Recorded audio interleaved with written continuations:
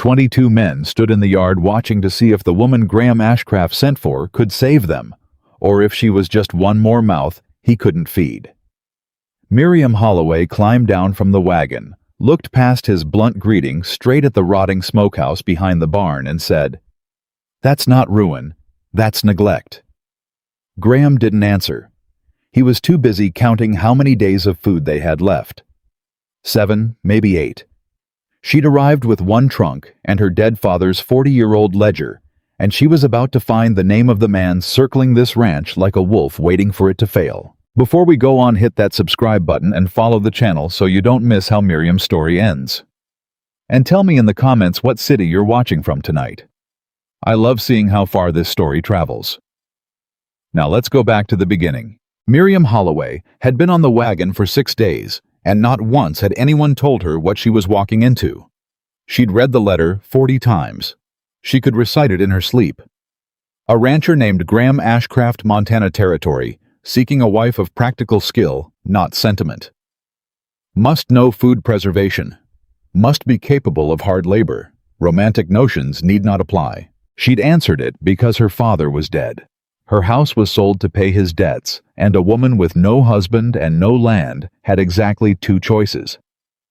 In 1878, starve slow in a city that didn't want her or bet everything on a stranger's letter. She chose the bet. The wagon driver, a leathery old man named Silas, hadn't said more than 10 words to her since Helena. When the ranch finally came into view, a sprawl of buildings hunched against a gray sky, smoke thin and sick-looking from a single chimney, he spat over the side and said, "That's Ashcraft land." "It doesn't look like much," Miriam said. "It ain't much, not no more."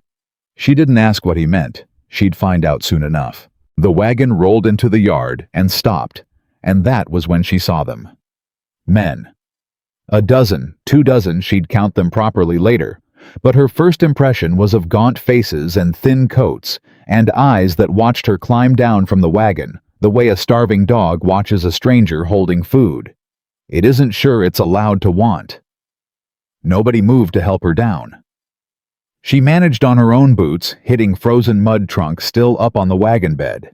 A man stepped forward from the crowd, tall, unshaven, a face that might have been handsome once before exhaustion carved itself into it permanently. He didn't take off his hat. "You're the Holloway woman." "Miriam Holloway, yes." "Graham Ashcraft." He looked her over.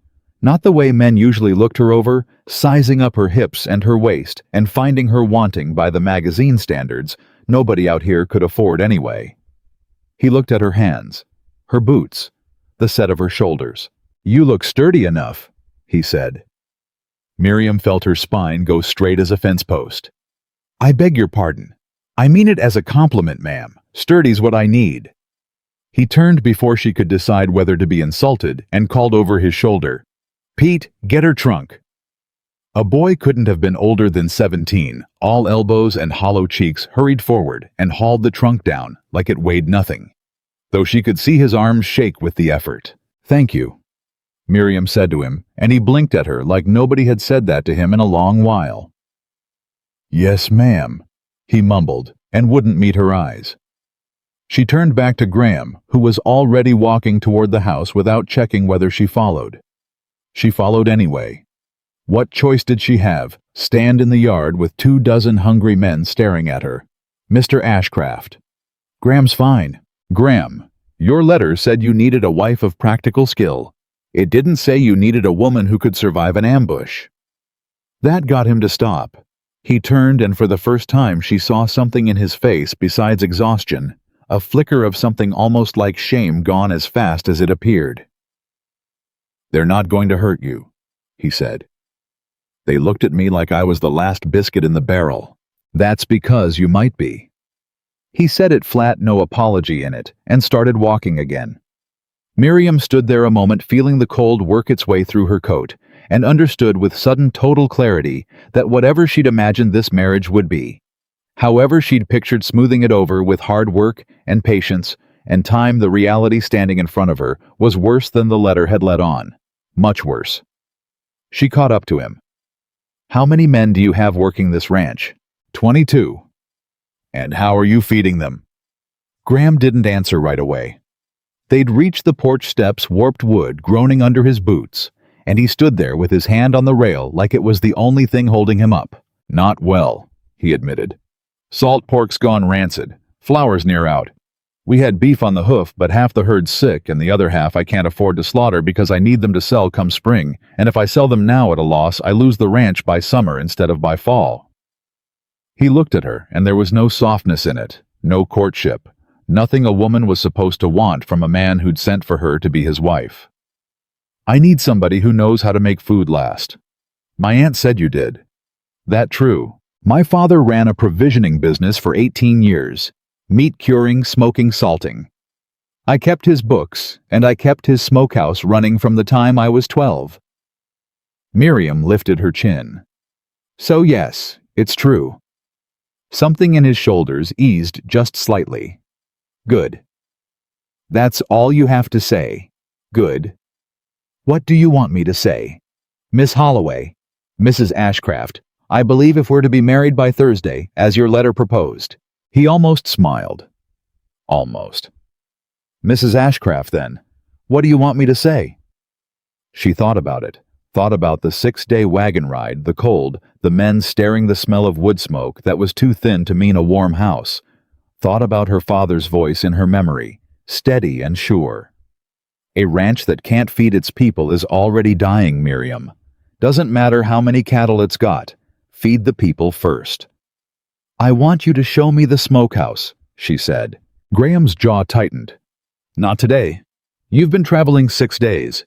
You should rest, eat something what there is to eat, and we'll marry tomorrow at the Ashford place. Reverend Cole's coming out special. Show me the smokehouse, Mr. Ashcraft. Graham. Show me the smokehouse, Graham, or I'll find it myself, and I'd rather not do that in the dark with 22 strangers watching to see if I trip. He studied her for a long moment.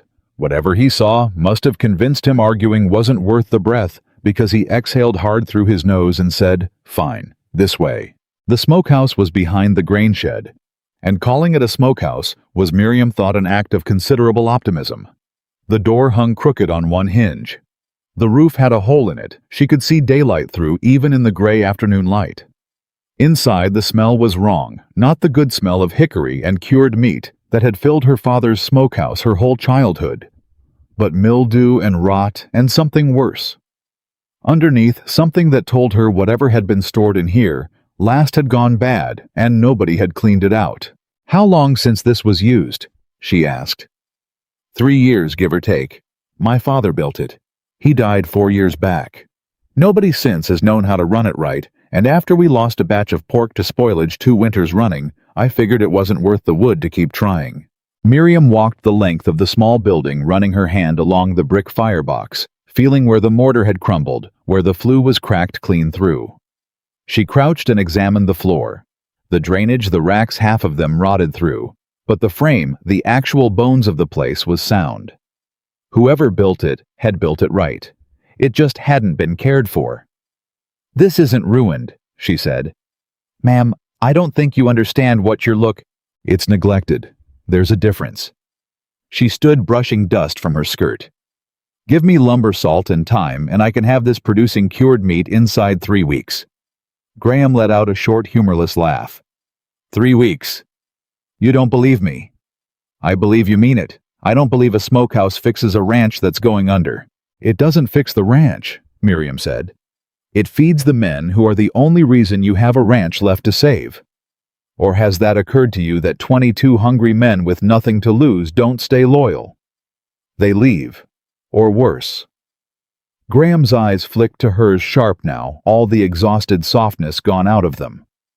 You threatening me, Mrs. Ashcraft? I haven't married you yet, Mr. Ashcraft, so it isn't Mrs. anything. Miriam folded her arms. I'm telling you what I know because you sent for a woman with practical skill, and if you wanted a woman to nod along and stay quiet, you should have written a different letter. For a moment, neither of them said anything. Outside wind rattled the loose boards of the shed, and somewhere across the yard a man coughed a deep wet sound that spoke of poor food and worse cold. My father used to say something similar, Graham said, finally quiet. Before he died, Said a ranch is a body and the smokehouse is the stomach, and you can't run a body on an empty stomach no matter how strong the legs are. He looked away from her, out through the broken door at the gray sky. I let it go anyway. Told myself cattle mattered more. Cattle you can't afford to sell. Cattle you can't afford to sell, he agreed bitter. Miriam softened just slightly, not because she pitied him exactly, but because she recognized something in his voice she'd heard in her own father's voice in the last years of his life when the business was failing, and pride kept him from asking for help until it was too late. Then let me fix it. Let me fix the stomach. Graham turned back to her. And in exchange nothing. I'm going to be your wife by tomorrow evening regardless of what you decide about the smokehouse. But I'd rather be a wife who's useful than a wife who's just another mouth. So let me be useful. He held her gaze a long moment, and Miriam made herself hold it back, refusing to be the one who looked away first. Whatever test this was, she intended to pass it. All right, Graham said finally. You want lumber? I'll get you lumber. You want salt? I'll send Pete to town for it, though God knows what I'll pay with. You want time? He shook his head, and something raw came through the exhaustion. Time's the one thing I can't promise you, Mrs. Ashcraft. Banknotes due end of the season. If this doesn't turn something around by then, it won't matter how good your cured meat is. How much time do we have? 11 weeks. 11 weeks. Miriam did the arithmetic in her head fast. Curing time, aging time, the market run to sell it, the debt she didn't yet know the size of. It was tight. It might not be possible. But her father had taught her that the difference between an impossible problem and a hard one was usually just somebody willing to start. Then we'd best not waste any of it standing here talking, she said, and walked out of the smokehouse into the yard, already counting racks in her head, already planning where the salt would go, already without quite realizing it, beginning to belong to this broken place in a way she hadn't let herself belong to anything since her father died. That evening supper was thin salt pork gone gray at the edges that she wouldn't have fed to a dog back home, and biscuits made with flour, scraped nearly to the bottom of the barrel. Miriam sat at the long table in the bunkhouse dining hall because there wasn't a proper dining room in the main house, not one that was heated anyway, and watched 22 men eat in a silence that had nothing polite about it. It was the silence of men too tired and too hungry to bother with conversation. She caught the eye of a broad-shouldered man near the head of the table, older than most, gray, threading his beard, a face like carved oak. He was watching her the way a man watches something he doesn't trust yet, but hasn't decided to distrust either. "You're the foreman," she said. "Cord." He didn't offer more than the name. "Miriam Holloway." "I know who you are." He didn't say it unkindly, but there wasn't warmth in it either. "Graham says you're going to fix the smokehouse." "I am." Cord's mouth twitched, not quite a smile. "We had a woman out here 2 years back, Graham's cousin, come to help with the canning. Lasted 11 days before she took the stage back to Bozeman crying about how this land eats people alive." He looked at her, weighing something. "You don't look like you cry easy." "I don't." "We'll see." It wasn't friendly, but it wasn't hostile either, and Miriam understood that out here in a place this hard, that was as much welcome as a stranger earned on the first night. "You didn't get trust freely. You worked for it same as everything else." Pete, the boy who'd carried her trunk, sat further down the table, and she noticed he'd given half his biscuit to the man beside him, without being asked, without making a show of it, just quietly sliding it across like it was nothing.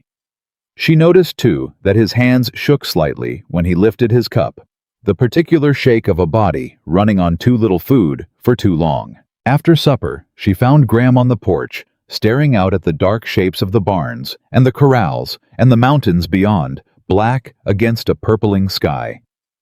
"Pete's not eating enough," she said without preamble. "None of us are eating enough." "He's giving away what little he gets." Graham's jaw worked. "He's got a sister in town, sends what he can spare to her when he can. Doesn't tell me thinks I don't notice, but I notice everything on this ranch, Mrs. Holloway. That's the trouble.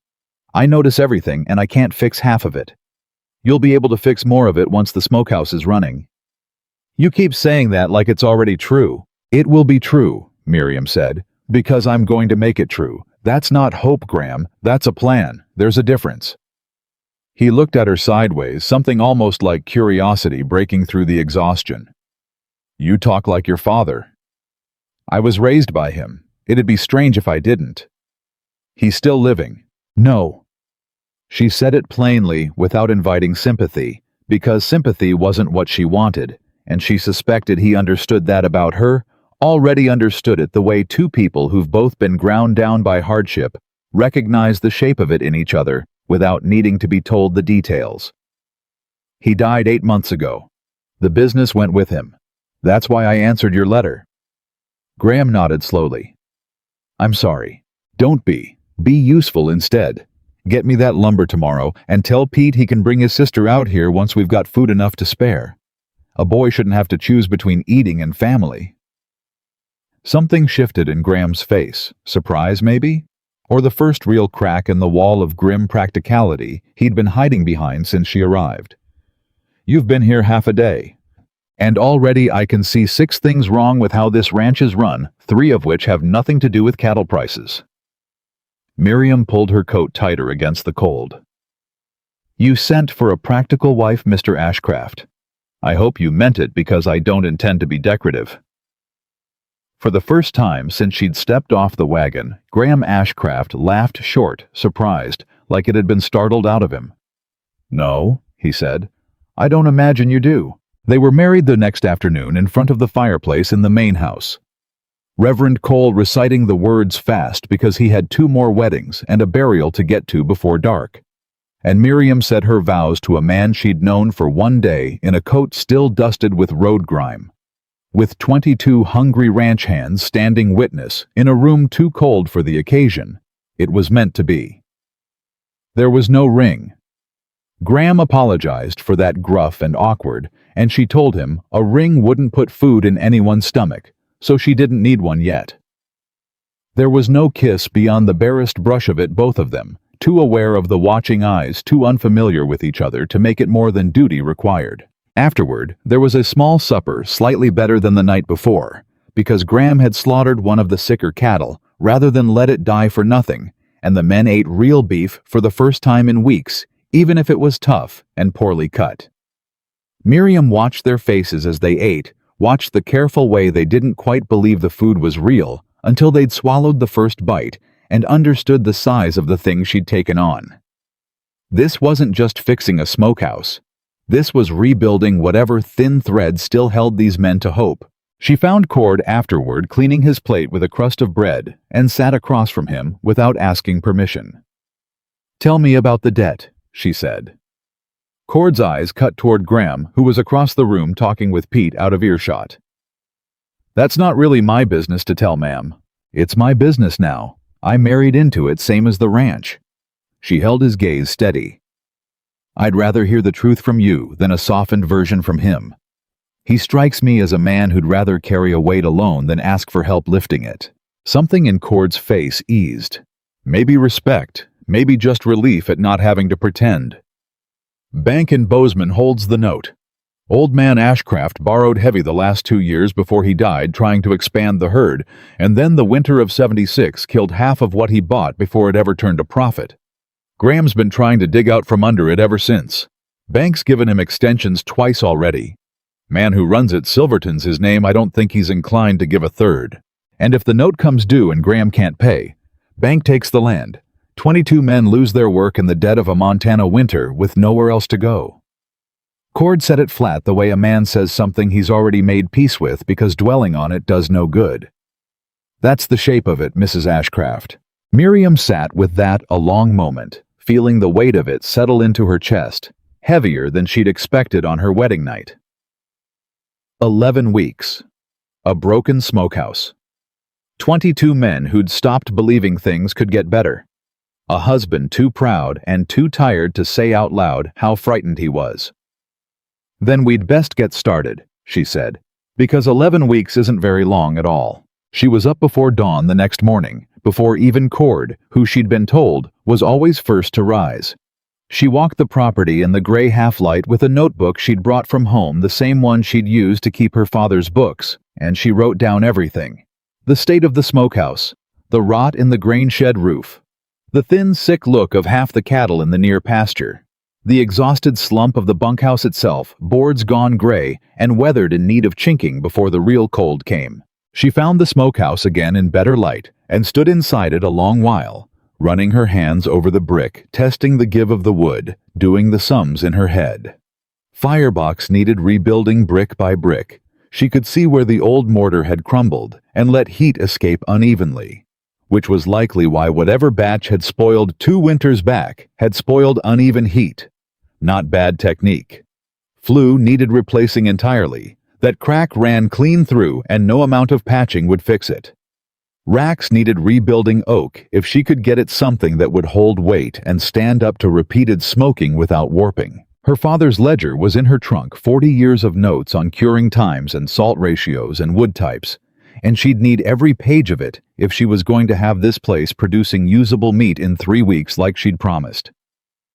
She was so absorbed in her measurements that she didn't hear Pete come in until he spoke. "Ma'am?" She turned. He stood in the doorway, hat in his hands, looking like he wasn't sure if he was intruding. "Pete, good morning. Graham said you'd need help. Said I was to do whatever you told me." He shifted his weight. "I don't know much about smokehouses, ma'am, but I'm a fast learner." Miriam looked at him a moment. 17, maybe 18, thin as a fence rail. Hands already showing the calluses of a life spent working too hard for too little. "How old are you, Pete?" 17, ma'am. "And your sister the one in town?" His face flickered, surprised she knew. 14. Our folks passed 2 winters back. Fever took them both inside a week. I've been sending her what I can since staying with a family that takes in boarders, but it ain't much and—" He stopped himself like he'd said more than he meant to. "You're not going to starve doing this work with me, Pete. I promise you that." Miriam softened her voice just slightly enough to let him know she meant it without making a show of the kindness. "First thing I need you to do is find me every scrap of usable oak on this property. Old fence rail broken wagon boards doesn't matter, so long as it's dry and it's oak. Can you do that?" "Yes, ma'am." Some of the tightness went out of his shoulders. "What are we building?" "Racks. Smoking racks strong enough to hold 60-70 pounds of meat at a time without bowing." She flipped her notebook to a fresh page and began sketching fast, sure lines, the design her father had used for 2 decades. "And after that, we're going to need to rebuild that firebox brick by brick, and I'm going to need somebody who isn't afraid of hard, dirty work and doesn't mind taking direction from a woman." Pete almost smiled.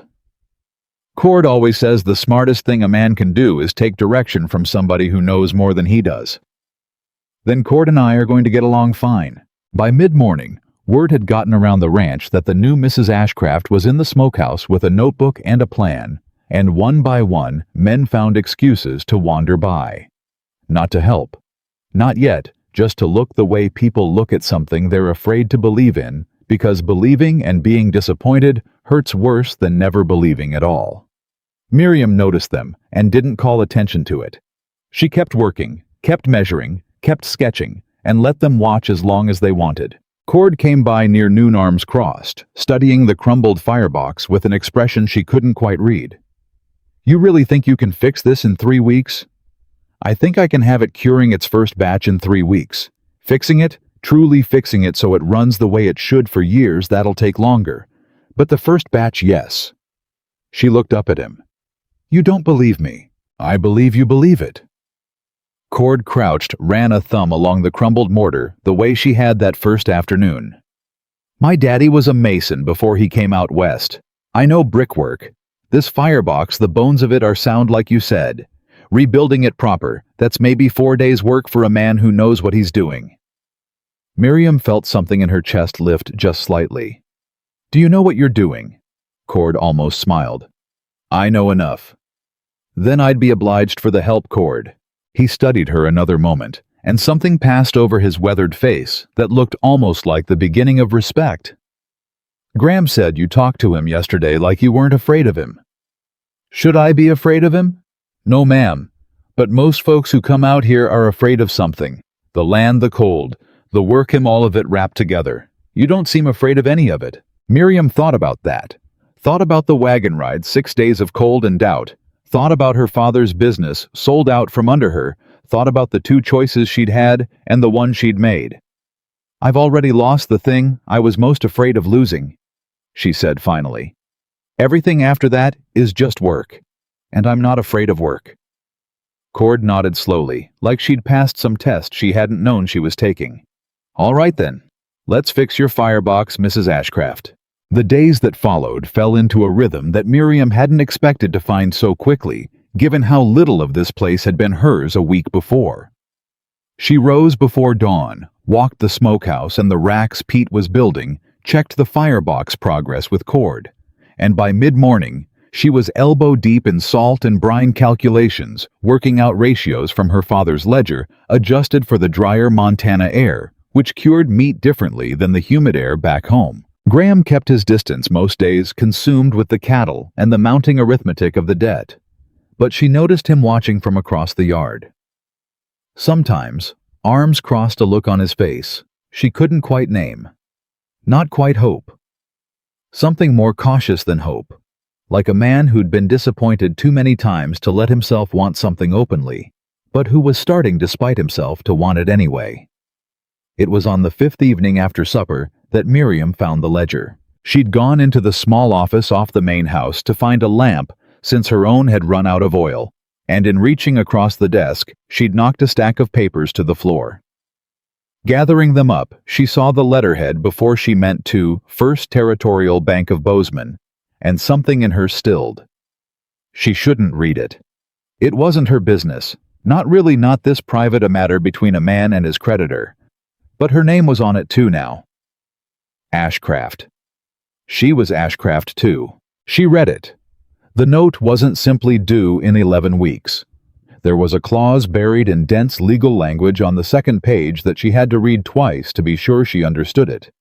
A right of first refusal granted to a man named Elias Rourke, allowing him to purchase the note itself from the bank at any point before the due date, at which point the debt and all its terms would transfer to him directly. Miriam had never heard the name Elias Rourke, but she'd grown up around business enough to know what a clause like that meant. Somebody wanted this land, wanted it badly enough to have arranged quietly to be first in line to seize it the moment Graham stumbled. This wasn't just debt. This was a trap being built around a man too proud or too exhausted to see it closing. She was still staring at the paper when Graham's voice came from the doorway, low and rough. "That's not something you were meant to see." Miriam looked up. He stood there, hat off, hair disheveled from a day in the cold, and there was something in his face she hadn't seen before. Not anger exactly, but a kind of raw, exposed fear. The fear of a man who has been hiding something for so long that being caught feels almost like relief. "Who is Elias Rourke?" she asked. Graham was quiet a long moment. Outside wind pushed against the windows, and somewhere in the bunkhouse a man laughed at something that sounded strange and out of place against the tension in the small room. "Rourke's got land 2 valleys over," Graham said finally. "Bought up half the failing outfits in this territory the last 3 years. Buys the notes cheap once a rancher's desperate waits for them to default, takes the land for less than it's worth, and sells off the water rights to the railroad." His jaw tightened. "My father borrowed from the bank direct, not from him. But somewhere along the way, Rourke got that clause added. I didn't even know it was there till 2 months ago. And you didn't tell me." "We've been married 5 days, Miriam." His voice cracked slightly on her name the first time he'd used it without the formal Mrs. attached. "I didn't want to hand you a rope and a burning house in the same breath." Miriam set the paper down carefully on the desk, steadying her own hands, steadying the sudden fury rising in her chest, not at Graham exactly, though there was some of that too. Mostly the fury was aimed outward at a man she'd never met, sitting 2 valleys over, patiently waiting to take everything 22 hungry men depended on. How much time before Rourke can exercise that clause? Same 11 weeks as the note itself. He can't move before then. The bank's bound by the same terms. Then we have 11 weeks to make this ranch worth more standing than it is failing, Miriam said, and heard her own voice come out steadier than she felt. 11 weeks to pay down enough of that debt, or prove enough income against it that neither the bank nor this Rourke has any reason to take the land instead of just collecting their money. Graham looked at her like he wasn't sure whether to laugh or weep. You say that like it's simple. It isn't simple. It's just necessary. Those aren't the same thing, but sometimes they look alike from a distance. Miriam crossed the small room, and before she quite decided to do it, took his hand, rough, calloused cold from the evening air, and held it firm. You should have told me the first day. Not because I'd have run. Because I'd have started sooner. Graham's fingers tightened around hers slow, like a man unused to being held onto. I didn't think a woman who'd been here 5 days would want to fight a man like Rourke alongside me. I didn't come out here to be decorative, Graham. I told you that the first afternoon. She held his gaze steady, unflinching, and felt something settle between them that hadn't been there before. Not love. Not yet, nothing so simple or so soon, but something like the first true agreement two strangers can make to stop being strangers and start being partners in the only fight that mattered. 11 weeks, Graham said quietly. 11 weeks, Miriam agreed. Starting tomorrow, we stop treating the Smokehouse like a side project, Graham. It's not a side project anymore. It's the only weapon we've got. Outside, the wind kept pushing at the windows, and somewhere out past the dark shapes of the barns, 2 valleys over, a man named Elias Rourke sat by his own fire, entirely unaware that the woman he'd never met in the ranch, he'd already decided would be his, had just found his name on a piece of paper, and had no intention of letting him have it. 3 days later, Graham hitched the wagon for a trip into Bozeman, and Miriam insisted on going along.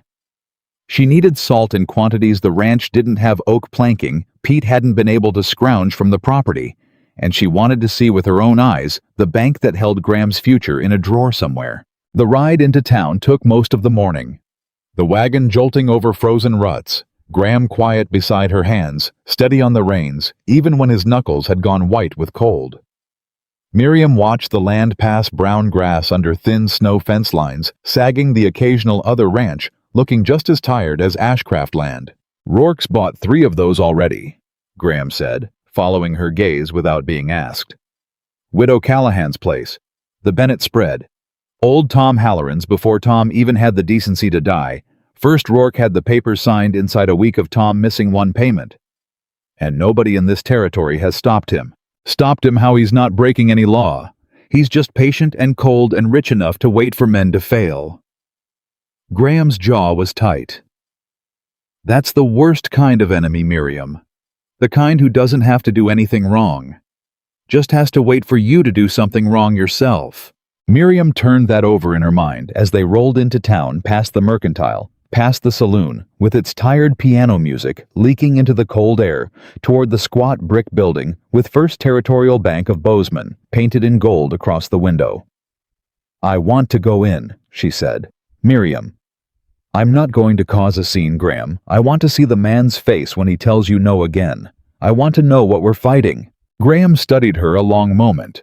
Then something in his expression eased into reluctant respect. All right, but let me do the talking. Inside the bank smelled of cold brass and older money, and the man behind the desk. Silverton, a narrow man with narrow spectacles who reminded Miriam unpleasantly of a heron wading over a fish pond, looked up at them without rising.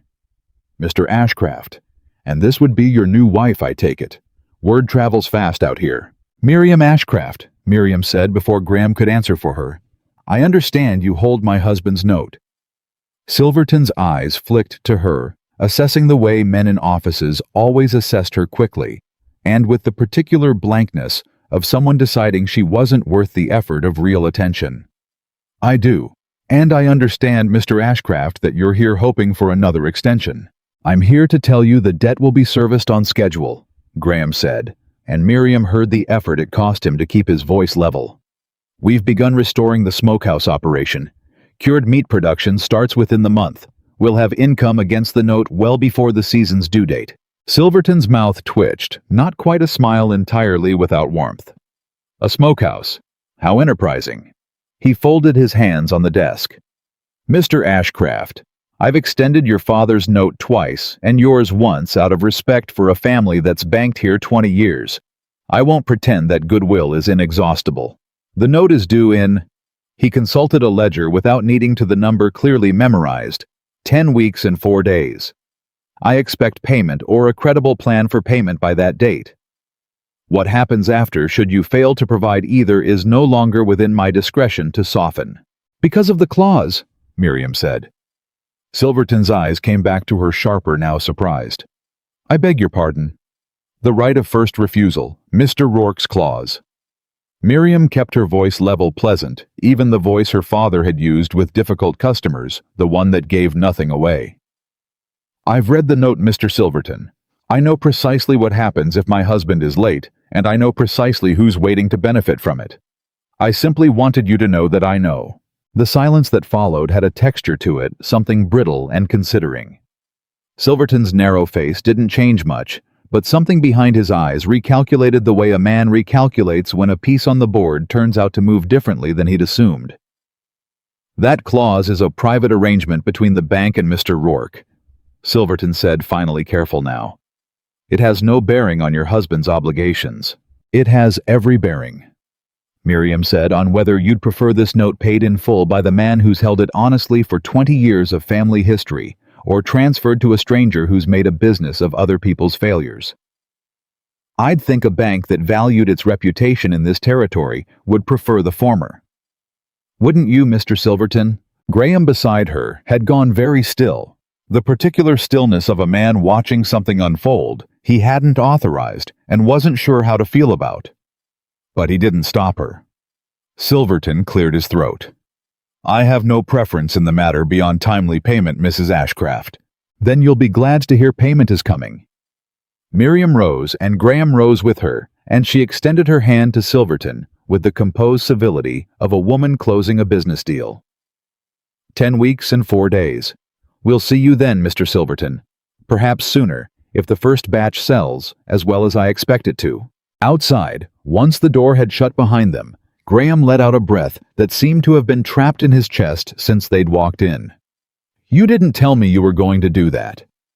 Would you have let me if I had? Probably not. A ghost of a smile crossed his face, the first real one she'd seen from him. Remind me never to negotiate against you, Mrs. Ashcraft. You won't need to. We're on the same side. Miriam pulled her coat tighter against the wind coming down the street. Now let's find that salt before the mercantile closes. We've got a smokehouse to fill. They were loading the last sack of salt onto the wagon when a voice, smooth and unhurried, spoke from behind them. Ashcraft, didn't expect to see you in town. Graham's whole body changed at the sound of it, shoulders squaring, jaw setting, the posture of a man bracing for a blow he'd known was coming eventually. Miriam turned and found herself looking at a man in a coat too fine for the cold streets of Bozeman, dark-haired, handsome in the practiced way of men who'd learned charm as a tool rather than inherited it as a nature. He tipped his hat to her with exaggerated courtesy. You must be the new Mrs. Ashcraft, Elias Rourke. I've heard a great deal about your husband's difficulties. My condolences on marrying into them. Rourke, Graham said flat. I only mean it kindly, Ashcraft. Debt is no one's fault when the weather turns against a man. Rourke's eyes moved over Miriam with the same assessing coolness Silverton had shown, though colder, underneath more calculating. I understand you're attempting to restore some manner of meat-curing operation. Admirable. Desperate, but admirable. We'll manage, Miriam said. I'm sure you'll try. Rourke smiled, and there was nothing kind in it, nothing that reached the flat calculation in his eyes. I do hope for your sake that you manage quickly. Winters out here are unforgiving to outfits that fall behind. I've seen it happen more times than I care to count. He looked at Graham. Do give my regards to the men. 22 of them, is it? A shame if it should come to that for so many to lose their situation over one bad season. I'd hate to see it. Truly.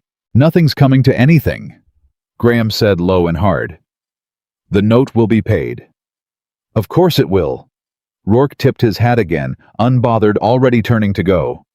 I have every confidence in you, Ashcraft, and in your resourceful new wife. His eyes found Miriam's one last time, and something in them made her skin go cold, despite the layers of her coat. "Mrs. Ashcraft, a pleasure." He walked off down the street, unhurried. A man who had never in his life needed to hurry for anything, and Miriam watched him go with her hands curling slowly into fists at her sides. "That's him," she said. "That's him." Graham's voice was tight. "Now you understand why I didn't want to hand you this the first week." Miriam turned to face him, something hardening in her chest, some resolve settling into place that hadn't fully been there before. "Now I understand why we can't afford to fail," she said. "Not won't, can't. There's a difference. Graham and I intend for us to be on the right side of it." They drove home in the deepening cold, the wagon loaded with salt and lumber, and the particular grim silence of two people who'd just looked their enemy in the eye and found him more formidable than either had let themselves believe. It was nearly dark by the time the ranch came into view, and Miriam found herself searching the horizon for the thin curl of smoke from the chimney, the way she might once have searched for a lit window welcoming her home. Though this place had been hers for less than a week, and welcome was still a thing, being built brick by brick, same as the firebox. Cord met them in the yard, lantern in hand, and one look at their faces told him something had happened. "Rourke," he said, not a question. "Rourke," Graham confirmed.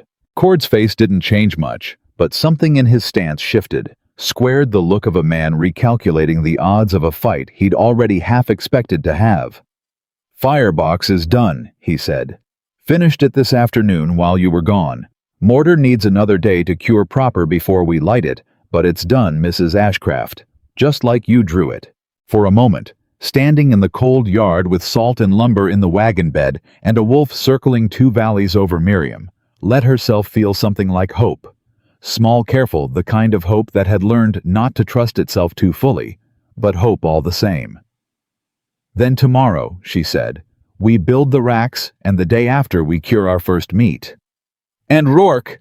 Pete asked, coming up beside Cord, having overheard enough to understand the shape of the danger, even if not every detail. Miriam looked past him out at the dark shapes of the barns, the bunkhouse windows glowing faint with lamplight, 22 men inside who had no idea yet how close they'd come 2 years running to losing everything, to a man in a fine coat who collected failing ranches the way other men collected pocket watches. "Rourke," she said, "is going to find out that this ranch isn't failing anymore." She didn't say it loud. She said it quiet and certain, the way her father used to speak the numbers in his ledger when a plan had finally, after weeks of doubt, come together into something solid enough to build on. Graham looked at her a long moment, snow starting to drift down soft and silent around them, and something passed between them that hadn't been there when she'd stepped off the wagon 10 days before. Not love, not yet, but the beginning of it maybe. The beginning of two people who had each expected to face their ruin alone, discovering instead that they had found someone to face it with. 10 weeks and 4 days, Graham said quietly. 10 weeks and 4 days. Miriam agreed and walked past him into the house, already thinking of oak racks and salt ratios, and the particular color smoke should be when the wood was burning right already in every way that mattered home. Morning came, hard and white frost, thick on the bunkhouse windows, and Miriam was already in the smokehouse before the sun cleared the ridge breath fogging in front of her as she counted racks against the wall Pete had built through the night before, insisting he wasn't tired, even when his hands shook from exhaustion rather than hunger for once. 4 done, Pete said, wiping sawdust from his palms. 6 more to go if we want the full capacity you drew. 6 more today. 6 more today, ma'am. Cord's helping soon as he's done checking the herd. Miriam ran her hand along the joint of the nearest rack, testing the give satisfied when it held solid under her weight. Your father taught you carpentry? No, ma'am. My father taught me farming mostly before the fever took him. This, Pete gestured at the racks, something like pride flickering across his thin face. I'm just working out as I go, following your drawings. You're doing fine work, Pete. He ducked his head, the particular embarrassment of a boy unused to praise, and went back to fitting the next joint without another word, though Miriam noticed his shoulders had straightened just slightly, the way a person's shoulders straighten when somebody finally sees what they're capable of. Cord arrived an hour later, grim-faced, and Miriam knew before he spoke that the news wasn't good. "Lost 2 more calves overnight," he said. "Whatever's moving through the herd, it ain't slowing down." "What are the symptoms?" "Fever, won't eat. Coughing something fierce like their lungs have gone to water." Cord scrubbed a hand over his face. "Graham's out there now trying to separate the sick from the well, but we're running short on pasture to keep them apart. And if it spreads to the whole herd, then we lose everything before the Smokehouse ever gets the chance to save us." Miriam finished the thought he hadn't wanted to say aloud. "How many head are we talking if it spreads?" "Could be half, could be all of it if we don't get ahead of it." Miriam felt the cold settle deeper into her chest than the morning air alone accounted for. 10 weeks and 4 days had felt tight but possible yesterday. This morning it felt like sand running fast through fingers too numb to close around it. "Show me," she said. The sick pasture was a grim sight, a dozen head of cattle standing hunched and miserable in the cold breath rattling wet in their chests, while Graham moved among them with the particular grim competence of a man doing a job he hated because nobody else could do it better. "Miriam, you shouldn't be out here. Whatever this is, it might—" "I've handled sick livestock before, Graham. My father kept hogs for a season when the provisioning business was slow. I know contagion when I see it." She approached one of the coughing animals, slowly studying its eyes, its labored breathing. "How long has this one been sick?" 3 days. "And the 2 you lost overnight?" "Same length near as I can tell." Miriam turned the numbers over in her mind. 3 days from first symptom to death if the pattern held. Then we need to know today, not in 3 days, whether this spreads by contact or by something in the water or feed. Because if it's contact isolating them properly, might save the herd. If it's the water, then isolating them does nothing, and we lose them regardless. Graham finished it grimly. "I don't have an answer for you, Miriam. I'm a rancher, not a physician for cattle." "Then we find someone who is." Miriam looked around the pasture at the thin fence line, the frozen creek beyond it. "Is there a veterinary man in Bozeman?" "There's a horse doctor. Whether he knows anything about cattle disease is a different question, and whether we can afford him is another one entirely. We can't afford not to ask." Miriam's voice was firm, the particular firmness she'd learned from watching her father make hard calls when the business was failing, and every dollar spent felt like a gamble against a business that might not survive to spend the next one. "Send Pete, today. We'll find the money somewhere." Graham studied her, and something in his exhausted face cracked open just slightly. Not quite gratitude. Something rawer than that.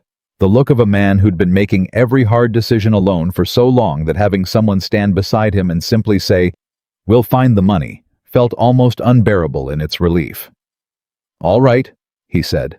"I'll send him within the hour." By midday, the racks were finished, all 10 of them standing in neat rows inside the smokehouse, and Miriam allowed herself a small, fierce satisfaction at the sight of it, proof solid and physical that something on this ranch was moving in the right direction, even as the sick pasture threatened to pull everything else apart. Cord stood beside her, arms crossed, studying the racks with an expression that had shifted day by day from skepticism into something closer to genuine respect. "First batch tomorrow?" he asked. "First batch tomorrow if the firebox mortar's cured enough by then." Miriam ran her fingers along the brick testing for any give. "I want to start with a small batch. 10-15 pounds. If something's wrong with my ratios adjusted for this air, I'd rather find out small than lose 60 pounds of meat we can't afford to waste." "Smart," Cord said. "My daddy always said the men who fail biggest are the ones too proud to fail small first. Your father sounds like he taught you well." "He taught me what he could before the drink took the rest of him." Cord said it plainly without self-pity, the way a man states a fact about weather. "But the mason work, yeah, that he taught me right." Miriam considered him a moment, the weathered lines of his face, the steady competence in everything he did. "Why are you still here, Cord? A man with your skill could find work anywhere. Why stay on a ranch this close to failing?"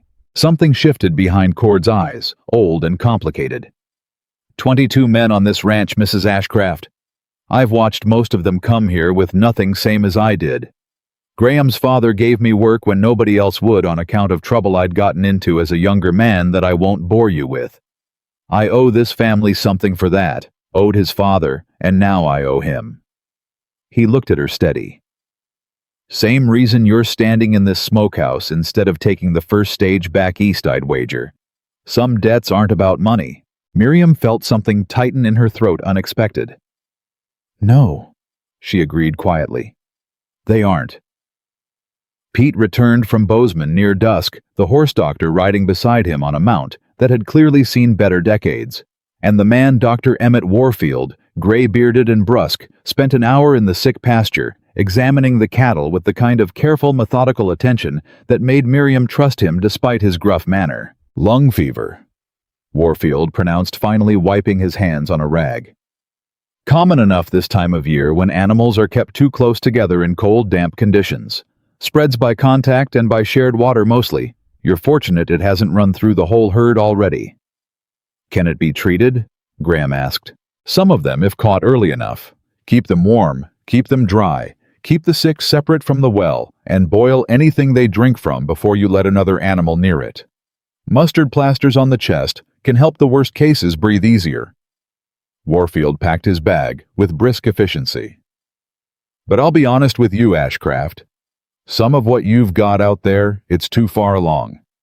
You'll lose a few more before this runs its course, whatever you do." "How many?" "Impossible to say precisely. 5, maybe 8 on top of what you've already lost."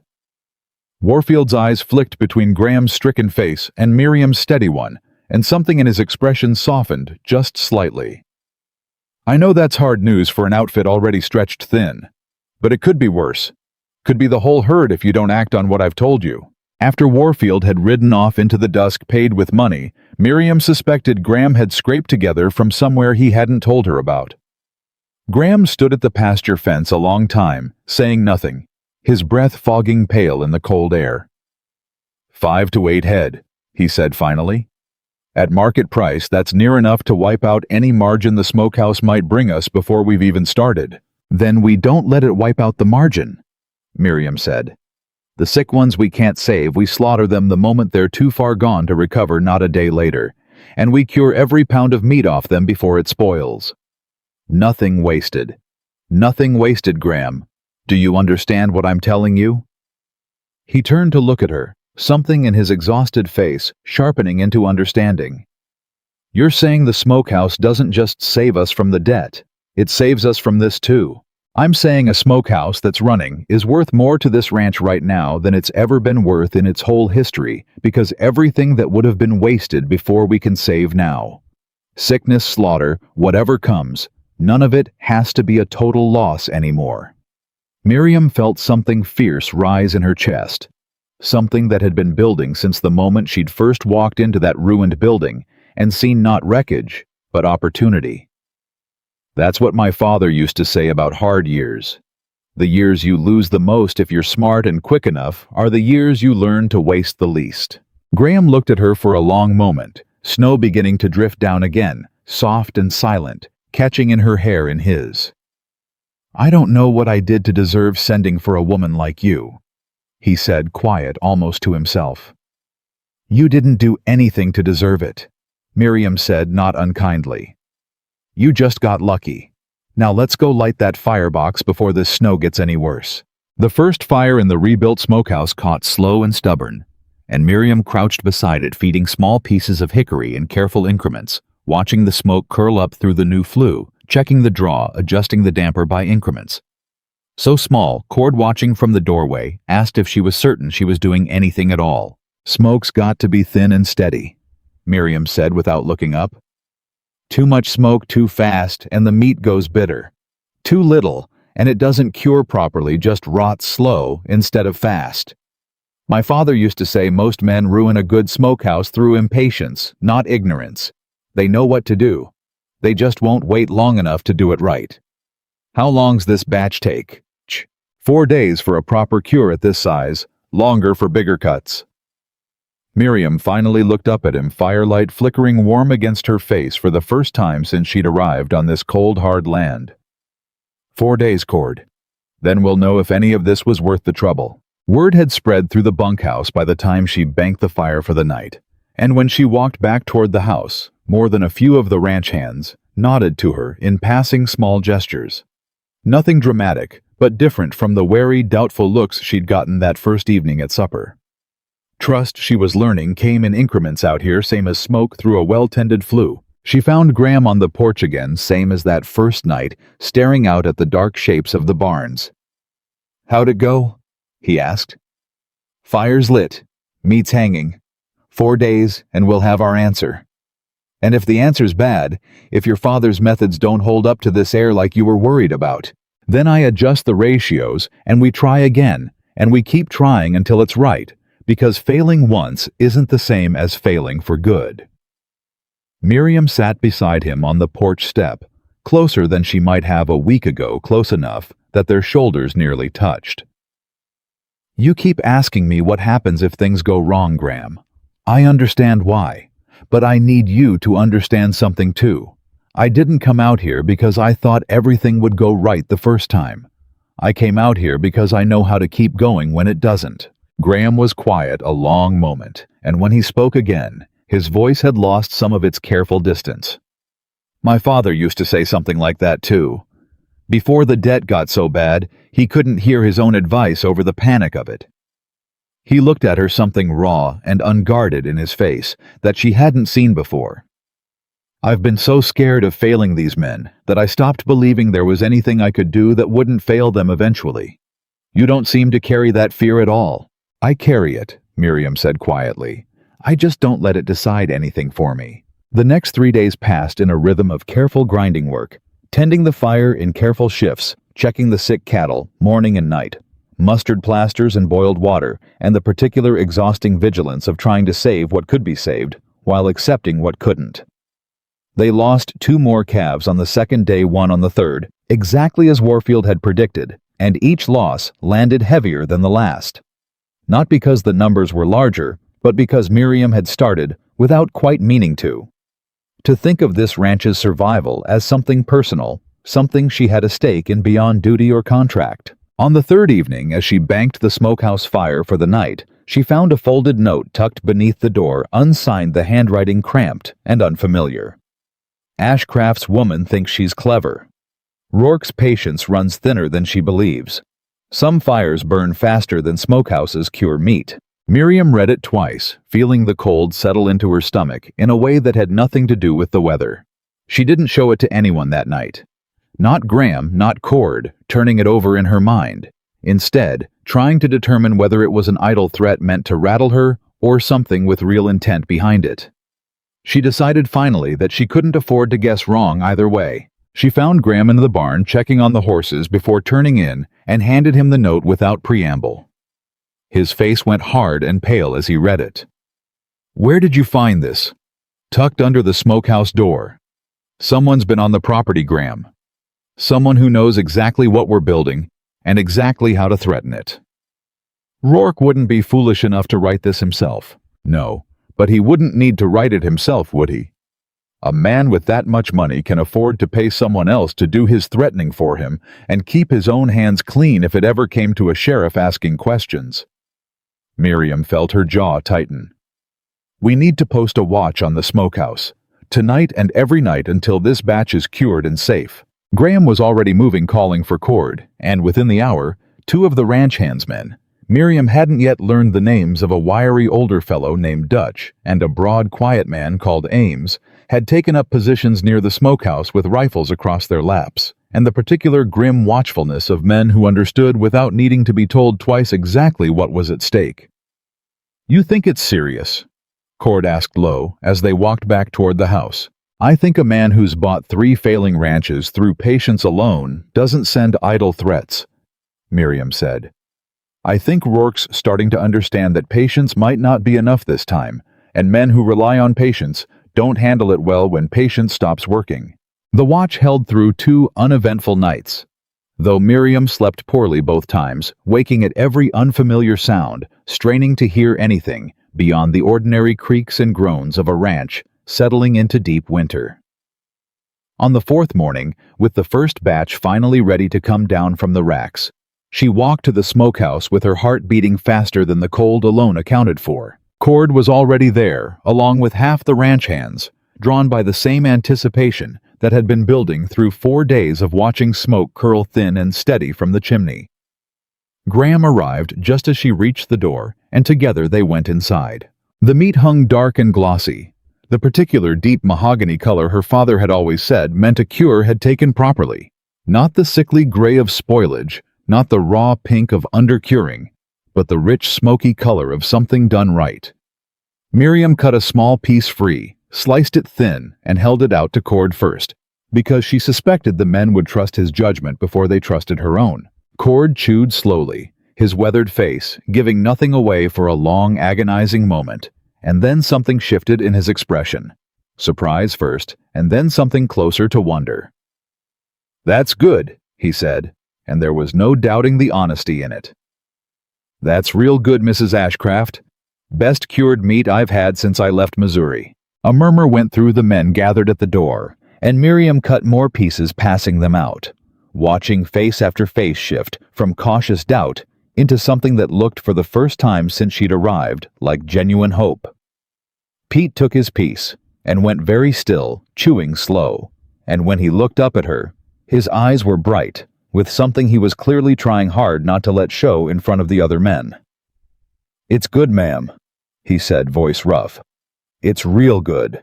"It's the first batch," Miriam said, raising her voice enough for the whole group to hear, feeling something fierce and warm rise in her chest at the sight of 24 hungry faces, tasting real hope for the first time in longer than any of them probably cared to admit. "It won't be the last. We scale this up, we do it right, and by spring this smokehouse feeds every man on this ranch and sells enough besides to keep the bank off our backs. That's the plan, and as of this morning, it's not just a plan anymore. It's proof." Graham stood beside her, watching his men taste real hope for what looked like the first time in longer than any of them cared to admit, and when he turned to her there was something in his face that hadn't been there the day she arrived. Something unguarded. Something that looked unmistakably like the beginning of real respect, settling into something warmer. "You did that," he said quietly, just for her. "We did that," Miriam corrected. "I just knew the recipe." The good feeling lasted exactly 1 day. It was Dutch who found the damage the following morning, storming into the yard before breakfast, with his face white with fury, and the words tumbled out of him fast and furious enough that it took Miriam a moment to piece together what he was saying. The grain shed. Someone had broken the lock overnight and scattered near a quarter of their remaining feed stores into the mud, ruining most of it beyond salvage.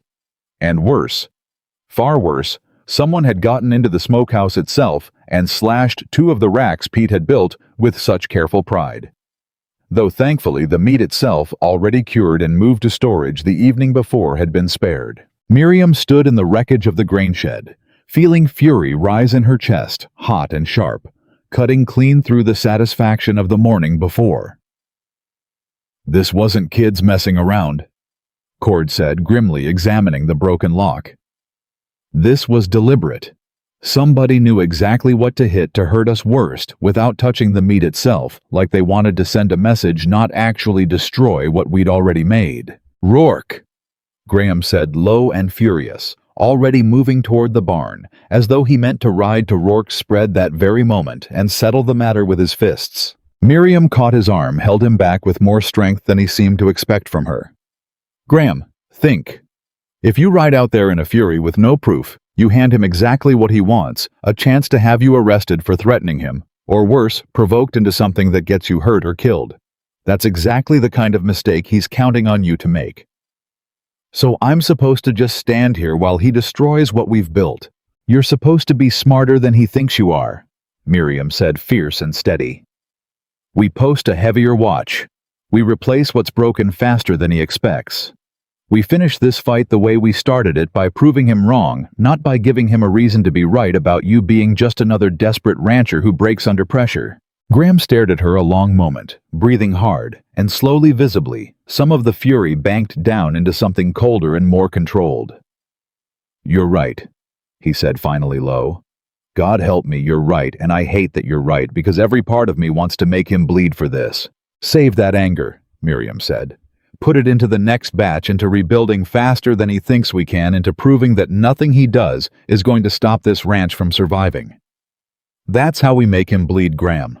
Not with fists. With everything he thought we couldn't do.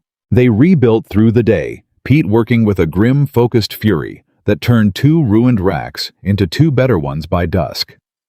Cord repairing the grain shed lock with something sturdier than what had been there before the whole ranch, moving with a kind of unified purpose that Miriam hadn't seen since she'd arrived. Not despair anymore. Not the thin, hopeless silence of that first supper, but something harder and more determined, the particular energy of people who'd been threatened and had decided collectively not to be afraid of it. That evening, over a supper that was for the first time since her arrival genuinely plentiful, thanks to careful rationing of the cured meat, Cord stood and addressed the room in a voice rougher than his usual quiet reserve. "Some of you heard what happened this morning," he said. "Somebody wants us scared, wants us thinking this ranch is going down regardless of what we do, so we might as well stop trying." He looked around the table at faces that had over just a handful of days begun to look less gaunt, less hopeless. "I say we don't give him the satisfaction. I say every man at this table works twice as hard tomorrow as he did today.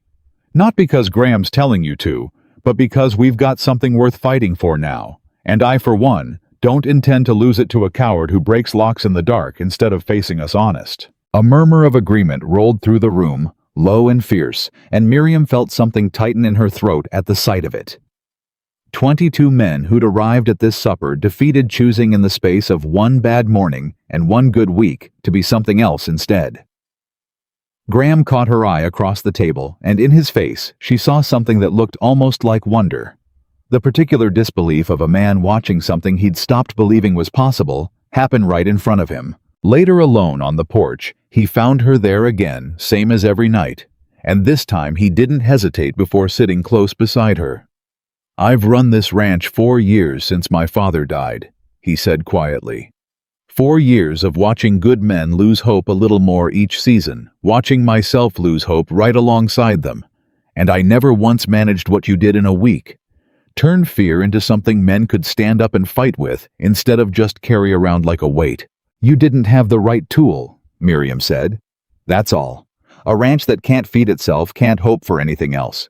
Feed the people first. That's not something I invented, Graham. It's just something I was lucky enough to learn young." "Lucky?" Graham said the word like he was testing its weight. "I don't know that I'd call losing your father and your whole livelihood in the same year lucky." "No," Miriam agreed, quiet. "But I'd call finding a place I still had something to give after all that lucky. I didn't expect to find that here. Not on a ranch this broken, married to a man who told me I looked sturdy the first time we met." Graham winced, half a laugh escaping him despite himself. "I've regretted that phrase near every day since." "Don't," Miriam said, surprising herself with the warmth in her own voice. "It was honest. I'd rather have honest than pretty words that didn't mean anything." She looked at him, firelight from the window behind them catching the exhausted, hopeful lines of his face. "We're going to win this, Graham. Not because I'm certain of it. Because I've decided I won't accept anything less, and I've found in my life that deciding matters more than most people give it credit for." The second batch went into the smokehouse 3 days later, larger this time, 30 pounds instead of 15, and Miriam adjusted her ratios slightly, based on lessons learned from the first working alongside Pete, and a rotating handful of ranch hands who'd started unprompted, showing up to help without being asked, drawn by something that had shifted in the air of the whole operation since Cord's speech at supper. It was during this second cure on a bitter, clear evening with stars sharp and cold overhead that Silas, the same leathery wagon driver who'd brought her out from Helena 2 weeks before, running supply routes between ranches for whoever paid him, arrived with news that changed the shape of everything. "Heard something in town you'll want to know," he said, accepting a cup of coffee from Miriam with a nod of thanks. "Rourke's been talking to a buyer out of Billings. Provisions man does contracts for the railroad camps and the forts further north. Word is Rourke's trying to get in first offer the man a supply contract off land he don't even own yet, betting he'll have Ashcraft's ranch in hand before the ink dries. Graham went very still. He's selling something he doesn't have. Betting he will have it, Silas corrected. Same as any gambler bets on a hand he ain't drawn yet. But if he gets that contract signed first Ashcraft, it won't matter whose name's on the deed come spring. Buyer'll have already committed his business elsewhere, and this ranch won't have anywhere left to sell what it makes, even if you keep the land. Miriam felt the full shape of the danger land in her chest like a physical blow. It wasn't enough, she understood now, to simply survive Rourke's clause, to simply pay the debt on time. If Rourke got to that Billings buyer first, he could strangle the ranch's future, even while losing the fight over its present. "When's this buyer expected?" she asked. Silverton's bank hosts a provisions exchange first week of the new month. Buyers and sellers from 3 territories all in one room, striking contracts for spring deliveries. Rourke's aiming to be there with an offer in hand before anyone else gets a word in. "Then so are we," Miriam said, already calculating dates in her head, already understanding that the second batch, and whatever batches came after, needed to be ready to show, ready to prove, ready to outmatch whatever smooth promises Rourke intended to make about land he didn't yet own. Graham looked at her, something fierce and determined settling into his exhausted face. "That's less than 3 weeks away. Then we'd best make sure that by the time we walk into that room, we're not just talking about what this smokehouse could do," Miriam said. "We're showing them exactly what it already has." Outside the smokehouse, fire burned steady and thin against the cold, dark 30 pounds of meat, curing slow and patient, toward the moment Miriam intended to use it to beat a man who thought patience alone would win him everything he wanted. And somewhere out past the ridge, in a warm house 2 valleys over, Elias Rourke sat drafting a letter to a buyer in Billings, entirely confident that a broken ranch and a stubborn woman with a notebook posed no real threat to a plan he'd already in his own mind finished executing. He was wrong about that. He simply didn't know it yet. 3 weeks was not enough time by any reasonable measure, and Miriam knew it even as she said the words, but she'd learned long ago from her father that reasonable measures were a luxury for businesses that weren't already fighting for their lives. She called a meeting in the bunkhouse dining hall the next morning. Every man gathered around the long table, Graham standing beside her, with his arms crossed, and an expression that had shifted over the past 2 weeks from skeptical tolerance into something like genuine partnership. "We have 3 weeks to prove this ranch is worth more standing than it is failing," Miriam said, laying out her notebook on the table where every man could see the numbers she'd sketched the night before. "That means 3 more batches each, bigger than the last, each one better documented than the one before it. I want records on every cure weight in wait-out time on the rack, exact conditions. When we walk into that exchange in Billings, I don't want to be a woman with a story about a smokehouse. I want to be a woman with proof." Cord leaned forward, studying the numbers. "That's ambitious, even with every man on this ranch pulling double duty." "I know it's ambitious. I'm asking anyway." Miriam looked around the table, meeting eyes one by one. The same eyes that had watched her climb down from a wagon 2 weeks before, with nothing but doubt in them. "I'm not going to pretend this is easy, or that I can promise you it works. What I can promise is that if it does work, this ranch stops being something you survive and starts being something you build a life on. That's worth 3 hard weeks to my mind. But it's not my call to make alone. It's yours, too." A silence held the room a moment, and then Dutch, the wiry older hand who'd found the ruined grain shed, spoke up gruff.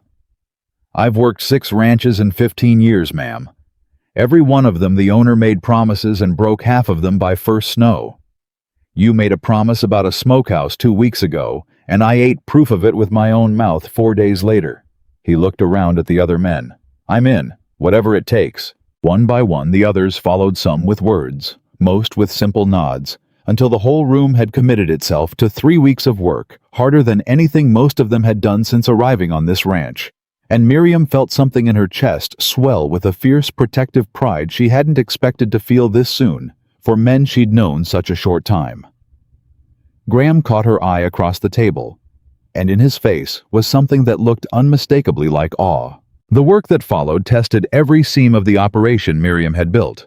She split the men into shifts, half tending the sick cattle and the healthy herd, both half rotating through smokehouse duty, hauling wood, tending the fire, learning the careful rhythms of a proper cure under her close instruction. Pete emerged as her unofficial second, quick enough now to catch her adjustments before she finished explaining them, and Cord took charge of the physical labor, rebuilding a second smaller firebox behind the first, so 2 batches could cure simultaneously, doubling their output capacity within the first week. It wasn't without cost. 2 men collapsed from exhaustion on the 4th day, and Miriam, furious with herself for pushing too hard, spent an anxious night nursing them back with broth and rest before insisting on shorter shifts and mandatory sleep, even if it meant slower progress. "You can't build something worth having on men who've been worked into the ground," she told Graham that night, exhausted herself, voice rough. "I know the clock, Graham. I know it better than anyone. But if we break these men to save the ranch, we haven't saved anything worth having." Graham, who she'd expected to argue given the mounting pressure of the calendar, only nodded, something solemn in his face.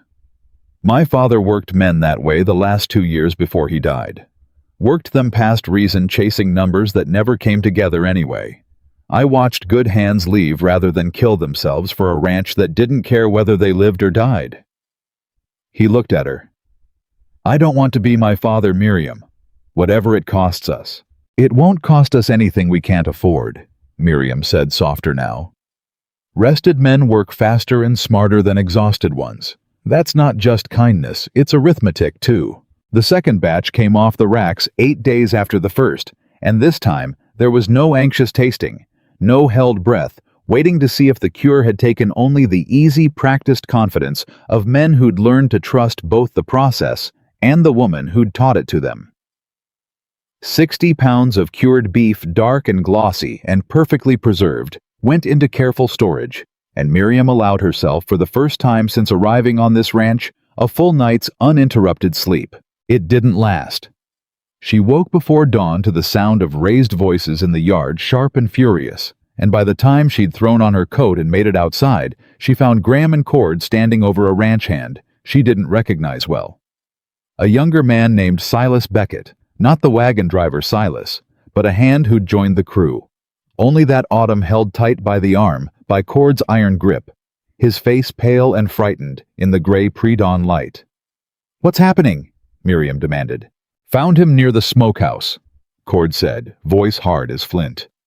"Middle of the night, no reason to be there, and when I asked him straight, he couldn't give me one that made a lick of sense." "I was just walking," Beckett stammered. "Couldn't sleep, that's all, I swear it." "Search him," Graham said, low and dangerous. Cord did rough but thorough, and from the young man's coat pocket produced a small folded paper, and worse, a fistful of coins that no ranch hand's wages could reasonably account for.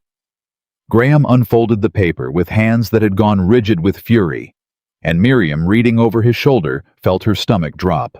It was a note in the same cramped hand as the one she'd found under the smokehouse door weeks before, and this one was explicit, where the first had only threatened instructions payment for information on production numbers, on the timing of shipments, on whatever Beckett could learn about the Ashcraft operations plans for the Billings exchange. "Rourke's man," Miriam said, quiet and cold. Beckett's face crumpled, all the bravado gone out of him in an instant. "He found me in town back in November before you ever arrived, ma'am. Offered money I couldn't turn down. My family's got debts of their own back in Ohio, and he said all I had to do was watch, tell him what I saw, nothing that'd hurt anybody." "Nothing that'd hurt anybody," Graham repeated, voice shaking with barely controlled rage. "You slashed those racks yourself, didn't you? Scattered our grain." "No." "No, sir. I swear it, that wasn't me. I only watched and reported. I never touched anything. You have to believe." "Why would we believe anything you say now?" Cord's grip tightened. Miriam stepped forward, forcing herself to think past the anger, past the sharp betrayal of discovering an enemy inside their own walls. "Graham, wait." She looked at Beckett, at the genuine terror in his young face, and made a fast, hard calculation. If he's telling the truth, he's more used to us alive and talking than beaten and silent. If he's lying, we'll know soon enough, and there'll be time enough for justice then. Graham's jaw worked fury, warring with reason, but after a long, tense moment, he stepped back, some of the violence going out of his stance. "Talk," he said to Beckett. "Everything, every meeting, every instruction, every dollar he paid you. And you'd best pray it lines up with whatever else we already know, because if I catch one lie in it, I won't be nearly so patient as my wife." What Beckett told them over the next hour painted a picture darker than Miriam had imagined. Rourke had been positioning himself for months before she'd even arrived, buying information cheap, watching the ranch's slow collapse from a comfortable distance, patient as a spider waiting on a web he hadn't needed to build himself. Graham's own debt had built it for him. But Beckett's information was already stale, weeks behind the transformation Miriam had driven through the operation, and something in that realization steadied her even through the anger. "He doesn't know about the second firebox," she said, working it through aloud. "Doesn't know we've doubled capacity. Whatever picture Rourke has of this ranch is 2 weeks old, built on a woman who'd just arrived, and a smokehouse that hadn't even lit its first fire." Graham looked at her, understanding dawning slow and grim. "You're saying we still have surprise on our side?" "I'm saying Rourke thinks he knows exactly what he's walking into at that exchange. I'm saying we let him keep thinking that right up until the moment it stops being true." Miriam turned to Beckett, who still sat pale and shaking on an overturned crate. "You're going to keep reporting to him. Exactly what you have been. Except now, everything you tell him we decide together first." Beckett's eyes went wide. "Ma'am, if he finds out..." "He won't find out, because you're going to be very, very careful, and because the information you give him from here forward is going to be exactly true, right up until the moment it matters most, when it's going to be exactly what we want him to believe." Miriam's voice was steady, cold with purpose. "You made a mistake taking his money. This is how you fix it. Or Cord can escort you off this property right now with nothing but the coat on your back, and you can explain to your family in Ohio why you'll never work an honest ranch again once word gets around what you did here." Beckett looked between the three of them, terror and shame and something like desperate gratitude all warring in his young face, and finally nodded hard and fast. "Whatever you need, ma'am. Whatever you need, I'll do it." Cord walked Miriam back toward the house once Beckett had been sent, closely watched back to his duties, and for the first time since she'd known him, the old foreman looked at her with something close to open admiration. "You just turned Rourke's own spy into our weapon," he said. "I've fought men with fists my whole life, Mrs. Ashcraft. Never once thought to fight one with information instead. My father used to say, a smart enemy can be beaten with strength. A patient one has to be beaten with patience of your own, turned back on itself." Miriam felt the exhaustion of the morning settling into her bones. But underneath it, something harder and more determined than exhaustion. Rourke spent months building an advantage on information that's about to become worthless. He just doesn't know it yet. And if he figures it out before Billings, then we'll have a harder fight than we wanted. Miriam looked toward the smokehouse smoke rising thin and steady against the pale morning sky, toward this broken, healing ranch she'd known barely 3 weeks, and had somehow come to care for as fiercely as she'd once cared for her father's business. "But I don't intend to give him the time to figure anything out. Not before we've already won." That evening, with Beckett's betrayal still hanging uneasy over the ranch, Miriam couldn't sleep and pulled on her coat to walk out to the smokehouse one more time. She found Graham already there, sitting on an overturned crate near the firebox, staring into the low glow of the banked coals.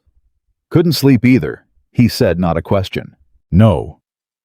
Miriam sat beside him, the warmth of the fire a small comfort against the bitter night air. "I keep thinking about how close we came to losing everything to a boy desperate enough to sell information for a handful of coins. It could have been so much worse, Graham. If he'd been the one who slashed those racks instead of just watching." "But he wasn't," Graham said. "And you turned even that into something we can use. I don't think I've thanked you properly for that, for any of it." "You don't need to thank me. We agreed. Partners. Partners." Graham turned the word over like he was testing whether it still fit, the same way it had 3 weeks ago, and something in his voice when he spoke again had gone quieter, more honest than she'd heard from him before. "I didn't marry you expecting to feel anything beyond gratitude, Miriam. I want you to know that. I sent that letter looking for a solution to a problem, not a woman I'd come to." He stopped himself, jaw working, like the next word cost him more than he'd expected it to. Miriam felt her pulse quicken unexpected in the cold night air. "Come to what, Graham?" He looked at her firelight, catching the raw honesty in his exhausted face, and for a moment, neither of them spoke, the silence stretching taut between them in a way that felt, for the first time since she'd arrived on this hard, broken land, like something other than survival. "Come to need," he said, finally, quiet and rough. "Not just for the smokehouse, not just for the ranch. I don't rightly know when that happened, but I know it did, and I thought you ought to hear it plain, same as you've always spoken plain to me." Miriam didn't answer right away, her own heart working faster than the cold night could explain, but she let her hand find his in the dark, same as she had that first night. She'd learned about Rourke's claws, and this time he didn't hesitate before closing his fingers around hers. "I came out here for a bet," she said, finally soft. "Two choices, and I took the one that didn't feel like slowly starving. I didn't expect to find anything worth staying for beyond survival, Graham. I want you to know that too." And now, Miriam said, watching the coals glow low and steady in the dark. "I think I'd fight Elias Rourke with my bare hands before I let him take this place away from either of us." Graham let out a breath that was almost a laugh, rough with something that sounded for the first time in longer than either of them could probably say, like real hope. "2 weeks and change till Billings," he said. "Whatever happens there, whatever he tries between now and then, I'm glad it's you standing beside me for it. I don't think I could have found the fight in myself alone. Not anymore." "You wouldn't have had to," Miriam said. "But you don't have to know that yet. Just know I'm not going anywhere, Graham Ashcraft. Not while there's still a fight left to have." They sat together a while longer in the firelight, the smokehouse ticking and settling around them, two strangers bound by desperation, who had become in 3 hard weeks, something neither of them had expected to find on a dying ranch in the dead of a Montana winter. Not just partners in survival, but the cautious, honest beginning of love. The 2 weeks before Billings passed faster than Miriam would have believed possible, each day folding into the next in a blur of curing batches, careful record-keeping, and a mounting tension that hummed under everything like a plucked wire. By the time the wagon was finally loaded for the journey, they had 4 batches finished and documented over 200 pounds of cured beef packed in crates lined with clean burlap, and a ledger of Miriam's own careful notation that she'd copied twice over in case one copy was lost or damaged on the road. "You've thought of everything," Graham said, watching her check the crates one final time in the gray pre-dawn light, breath fogging thick in the cold. "I've thought of everything I could think of," Miriam corrected. "There's always something I haven't. That's why we bring Cord and Pete both, and why I've written out every ratio and every cure time twice, in case my own memory fails me in front of that buyer." "Your memory's not going to fail you." "No?" Miriam agreed, allowing herself a small, tight smile. "But nerves do strange things to people, and I intend to be prepared for strange things." Cord loaded the last crate, testing the ropes that secured it against the jostle of the road, and looked up at the two of them with the particular grim satisfaction of a man who'd watched something impossible become merely difficult and difficult, become at last achievable. 200 pounds, he said. 3 weeks ago, I'd have called any man a liar who told me this ranch would have 200 pounds of anything worth selling by the new month. 3 weeks ago, I might have agreed with him, Miriam said. Let's go prove us both wrong. The road to Billings took 2 full days, cold and grinding, the wagon loaded heavy enough that they had to walk the horses through the steeper grades rather than risk exhausting them. And Miriam spent much of the ride running through every version of the pitch she intended to make, testing arguments against Graham, refining them against his skeptical questions until she was satisfied nothing in her presentation had a weak seam Rourke could exploit. They arrived the evening before the exchange checked into a modest boarding house near the center of town, and Miriam spent that night reviewing her ledger one final time by lamplight, while Graham slept fitfully beside her, occasionally murmuring numbers in his sleep that told her the pressure of the coming day had followed him even into rest. She woke him gently before dawn. "Today," she said. He came awake fast and alert, the particular readiness of a man who'd learned over 4 hard years never to wake slow when there was a fight waiting. "Today," he agreed, and something in his voice held steady in a way it hadn't the first morning she'd met him exhausted and defeated on his own porch. The exchange hall was larger than Miriam had expected. A wide room above the bank filled with long tables where buyers and sellers from 3 territories conducted their business in a low, constant murmur of negotiation.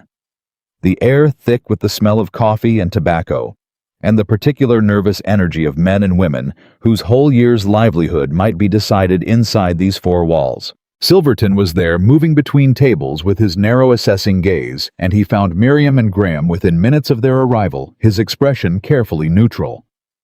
"Mrs. Ashcraft, Mr. Ashcraft, I confess I didn't expect to see the 2 of you here. We had business to attend to," Miriam said, gesturing toward the crates. Cord and Pete were carefully arranging on a table near the room's center, unpacking samples for display, with the same careful precision she'd drilled into them over the past 3 weeks. Silverton's eyes moved over the display, and something in his narrow face flickered. Surprise, genuine and unguarded, the first crack Miriam had seen in his careful banker's composure since she'd met him. "That's a considerable amount of product for an operation I understood to be barely a month old." "It's precisely as much product as our records show," Miriam said, opening her ledger and turning it toward him. "Every batch, every weight, every cure time documented from the first day the firebox was relit. I'd be glad to have you review it, Mr. Silverton, since I understand accurate records matter a great deal to a man in your position." Silverton studied the ledger a long moment, and Miriam watched something shift behind his narrow spectacles. A recalculation, not unlike the one she'd seen in the bank weeks before, except deeper this time, more thorough.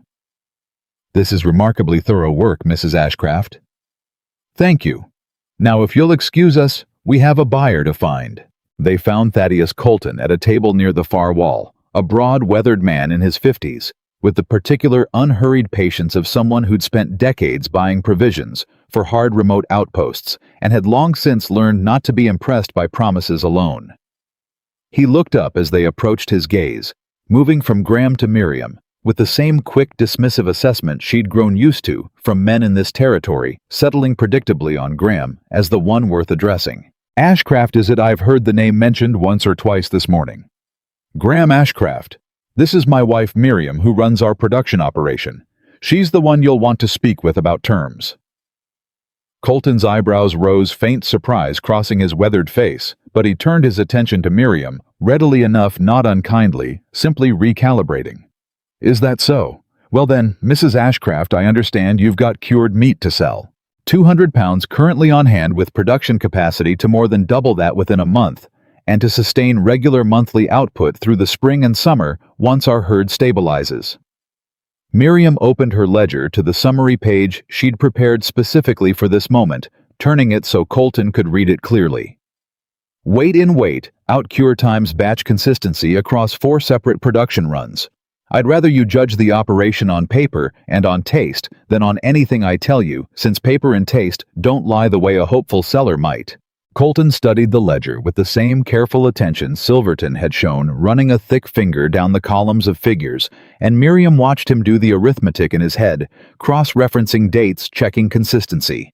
The particular skepticism of a man who'd been oversold before and had learned to distrust anyone too eager to please. "These numbers are consistent," he said finally, something like surprise in his gruff voice. "Batch to batch, week to week. That's not common, Mrs. Ashcraft, in an operation this new. Most new outfits, their quality swings wild while they're still learning their process." "I didn't learn my process here, Mr. Colton. I learned it over 18 years keeping my father's provisioning business running in a different territory. What's new is the ranch, not the method. The method's been proven for 2 decades before I ever set foot on Ashcraft land." Something in Colton's face shifted, respect settling into his weathered features. "May I taste it?" "I'd be disappointed if you didn't." Colton cut himself a piece from the sample. Cord had set out, chewed slowly, thoughtfully, and Miriam felt her pulse climb, even as she kept her face carefully composed, refusing to let him see how much rested on his verdict. "That's fine work," he said finally. "That's genuinely fine work, Mrs. Ashcraft. I run supply contracts for 2 forts and 3 railroad camps north of here, and I'll tell you plain most of what gets offered to me this time of year is barely fit to feed to dogs dressed up with promises to make it sound better than it tastes. This isn't that." It was at that exact moment, with Colton still holding the sample in his weathered hand and something like genuine interest brightening his face, that Elias Rourke arrived at the table, unhurried as always, a faint smile already fixed in place. "Colton, I see you've met the Ashcrafts." Colton's expression cooled slightly wary now. "Rourke, I was under the impression you'd be here with an offer of your own." "I am." Rourke's eyes moved to Miriam, cool and calculating, though she noted with some satisfaction a flicker of surprise at the sight of the crates, the ledger, the whole scale of what they'd managed to build in the weeks since he'd last seen them. "Though I confess, I'm curious what the Ashcrafts are offering you, given the state of their operation, the last I heard of it." "The state of our operation," Graham said low and even, "is 200 pounds of documented, tasted, and approved product sitting on this table, Rourke. Whatever you heard, I'd trust your ears failed you." Rourke's smile didn't waver, but something behind his eyes tightened a man recalculating a hand he'd believed was already won. "I'm sure it's a fine operation for what it is. Though I wonder, Colton, whether you're aware of the precarious position the Ashcraft Ranch currently occupies. Debt-land disputes hardly the stable foundation a man wants underneath a long-term supply contract." Colton's gaze flicked between Rourke and the Ashcrafts, calculating. "Is that so?" "It's exaggerated," Miriam said before Rourke could press further, keeping her voice level and unbothered, despite the sudden spike of alarm in her chest. "Every ranch in this territory carries debt, Mr. Colton. The question isn't whether we owe money. It's whether we can pay it, and whether the operation behind that debt is sound enough to keep producing regardless of who holds the note. I'd invite you to judge that by what's on this table, not by whatever rumors Mr. Rourke's chosen to share about a ranch he's made no secret of wanting for himself." The silence that followed had teeth in it. Colton's eyes sharpened, moving to Rourke with new interest. "Is that true? You're after their land?" Rourke's composure flickered just slightly, the first real crack Miriam had seen in his careful mask since she'd met him outside the mercantile weeks before. "I have an interest in several properties in the territory, same as any businessman." "That's not what I asked. I hold a right of refusal on their note," Rourke admitted tighter, now aware the ground beneath him had shifted in a way he hadn't anticipated.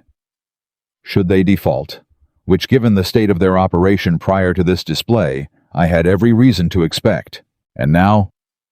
Colton's voice had gone hard, the tone of a man who valued honesty in his business dealings above almost anything else, and disliked intensely discovering he'd nearly been misled. "Now that you've seen the display, do you still expect a default?" Rourke didn't answer right away, and in that pause, Miriam felt something shift decisively in their favor, the tide of the whole encounter turning on the simple, damning fact of his hesitation. "I expect," Rourke said, finally careful that circumstances can change quickly in a hard winter. "They can," Colton agreed, and turned deliberately back to Miriam, dismissing Rourke with the particular finality of a man who'd made up his mind. "Mrs. Ashcraft, I believe you were about to discuss terms with me before we were interrupted." Rourke lingered a moment longer, his jaw tight, his eyes moving over Miriam with something colder than the calculating assessment he'd shown her before, something closer to genuine dislike, the particular resentment of a man who'd watched a plan he'd considered settled come apart in front of witnesses. "Enjoy your contract, Mrs. Ashcraft," he said finally, low, meant only for her and Graham. 10 weeks and 4 days is still 10 weeks and 4 days. A single contract doesn't erase a debt. "No," Miriam agreed, meeting his gaze without flinching. "But it goes a considerable way toward it, and I suspect that's precisely why you're not smiling anymore." Something flickered behind Rourke's eyes. Not quite anger.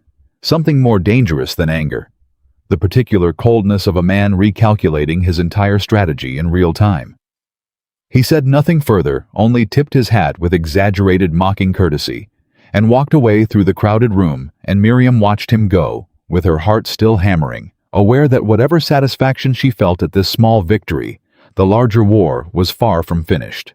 Graham's hand found hers under the table, brief and fierce. "You just beat him in front of the one man whose opinion matters most in this whole room." "We beat him," Miriam corrected, though she allowed herself finally a real smile. "Now let's see what kind of terms Mr. Colton has in mind before he changes it." Colton's terms, when they finally settled to discuss them properly, were better than Miriam had dared hope, and more demanding than she'd fully prepared for. He wanted a standing contract, monthly deliveries through spring and into summer, escalating in volume as the ranch's capacity grew at a price per pound that would, by Miriam's fast mental arithmetic, cover the banknote twice over within the contract's first 4 months alone. But he had one condition stated plainly without room for negotiation. "I've been burned before by outfits where the person who built the quality walks away, and whoever's left behind can't hold the standard," Colton said, looking directly at Miriam. "I want it in the contract itself.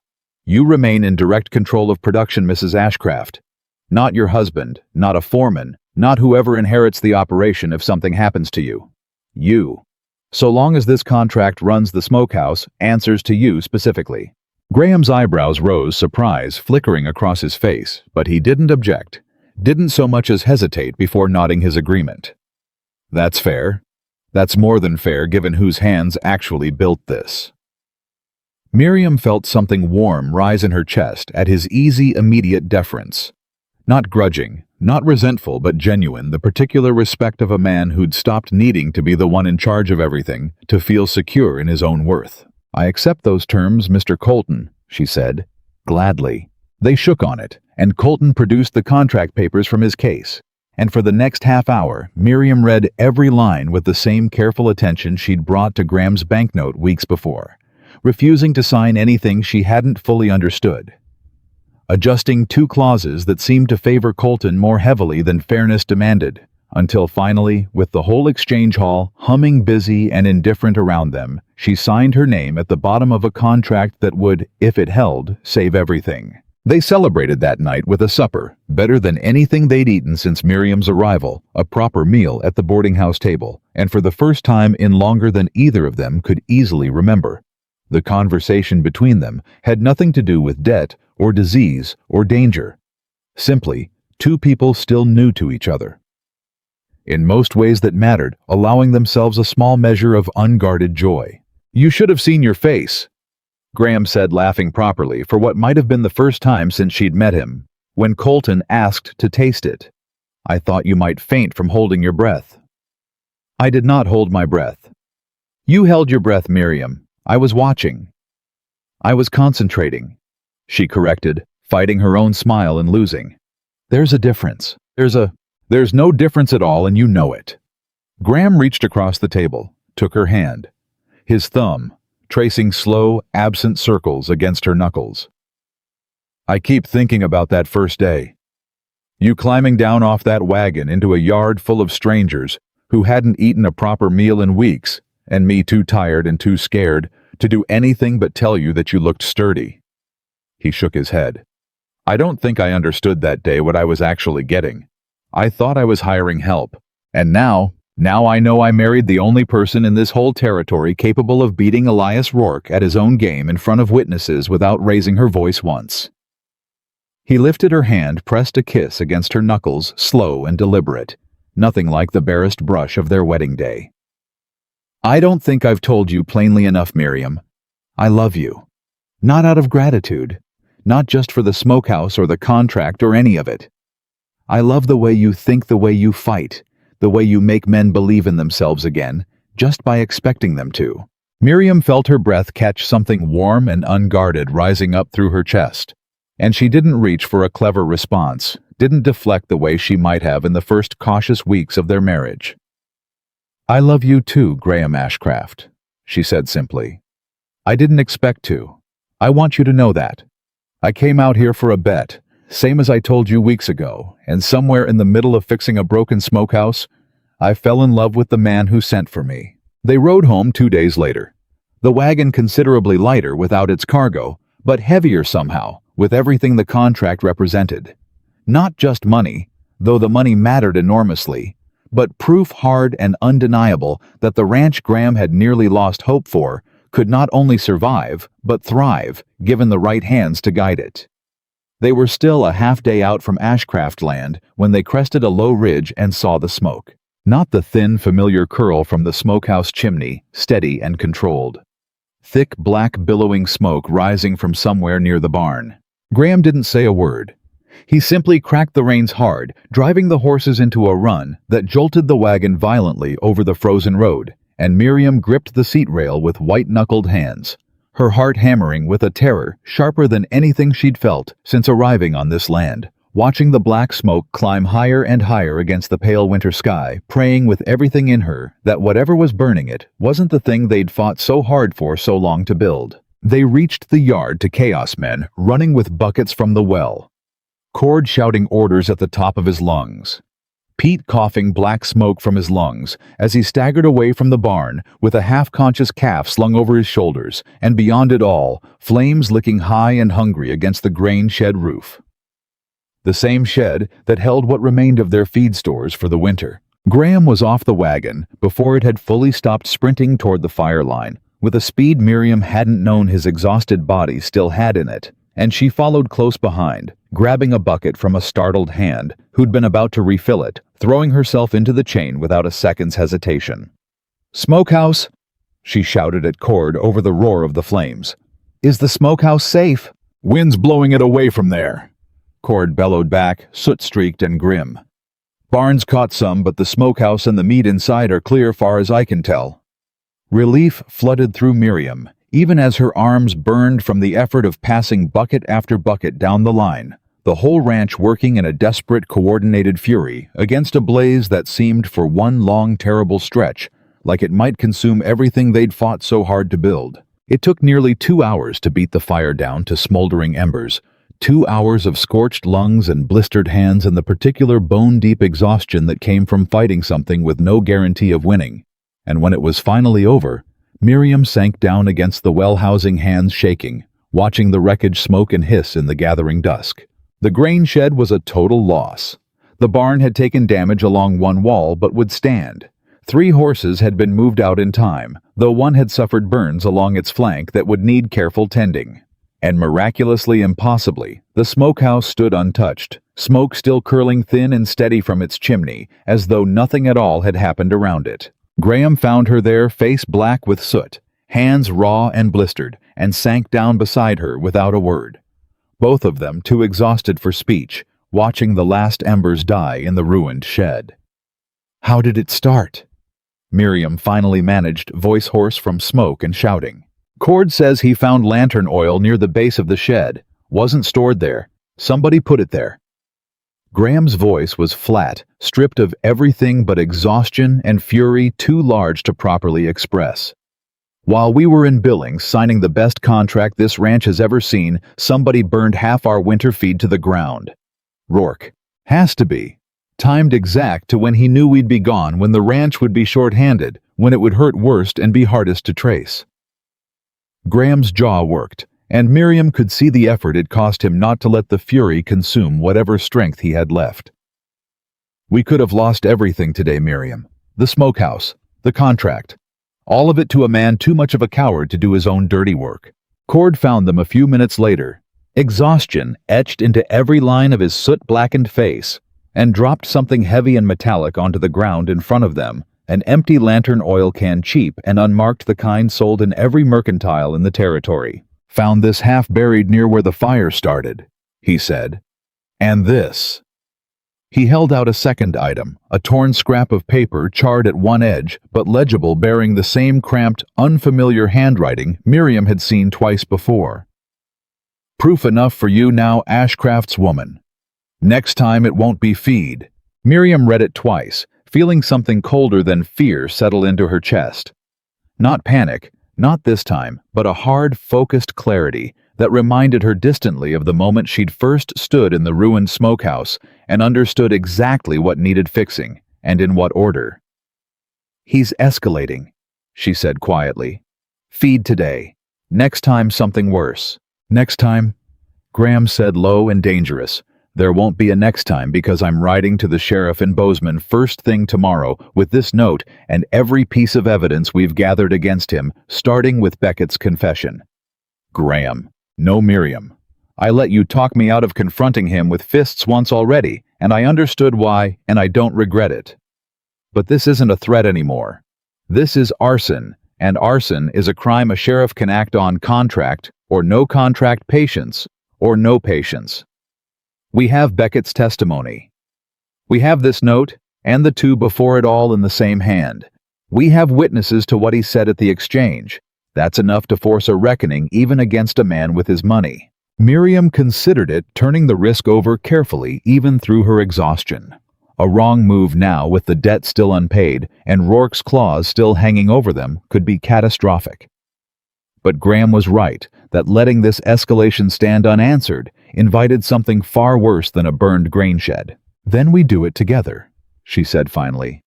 And we do it carefully with everything laid out in order, the same way I laid out the ledger for Colton. Rourke's undone himself with impatience once already today. Let's make certain a sheriff sees it exactly as clearly as Colton did. They rode into Bozeman at first light, exhausted soot still ground into the creases of their hands, despite hours of scrubbing, and found the sheriff a heavy-set, unhurried man named Garrity at his office, nursing a cup of coffee against the morning cold. He listened to their account with the particular careful patience of a man who'd learned over years of territorial law enforcement not to react too quickly to any story, however compelling. He examined the notes cross-referenced. The handwriting took down Beckett's account when they brought the young hand in later that same day to give sworn testimony, pale and shaking, but resolute. This is serious, Garrity said finally, once every piece had been laid out before him. Arson's a hanging offense in some territories. Ashcraft, and even here it's not something a man walks away from easy, regardless of how much money he's got. But I'll tell you, plain evidence like this, notes testimony a burned shed, it's strong, but it's not airtight. Rourke's got money for lawyers, and lawyers know how to make strong evidence look like coincidence if you let them.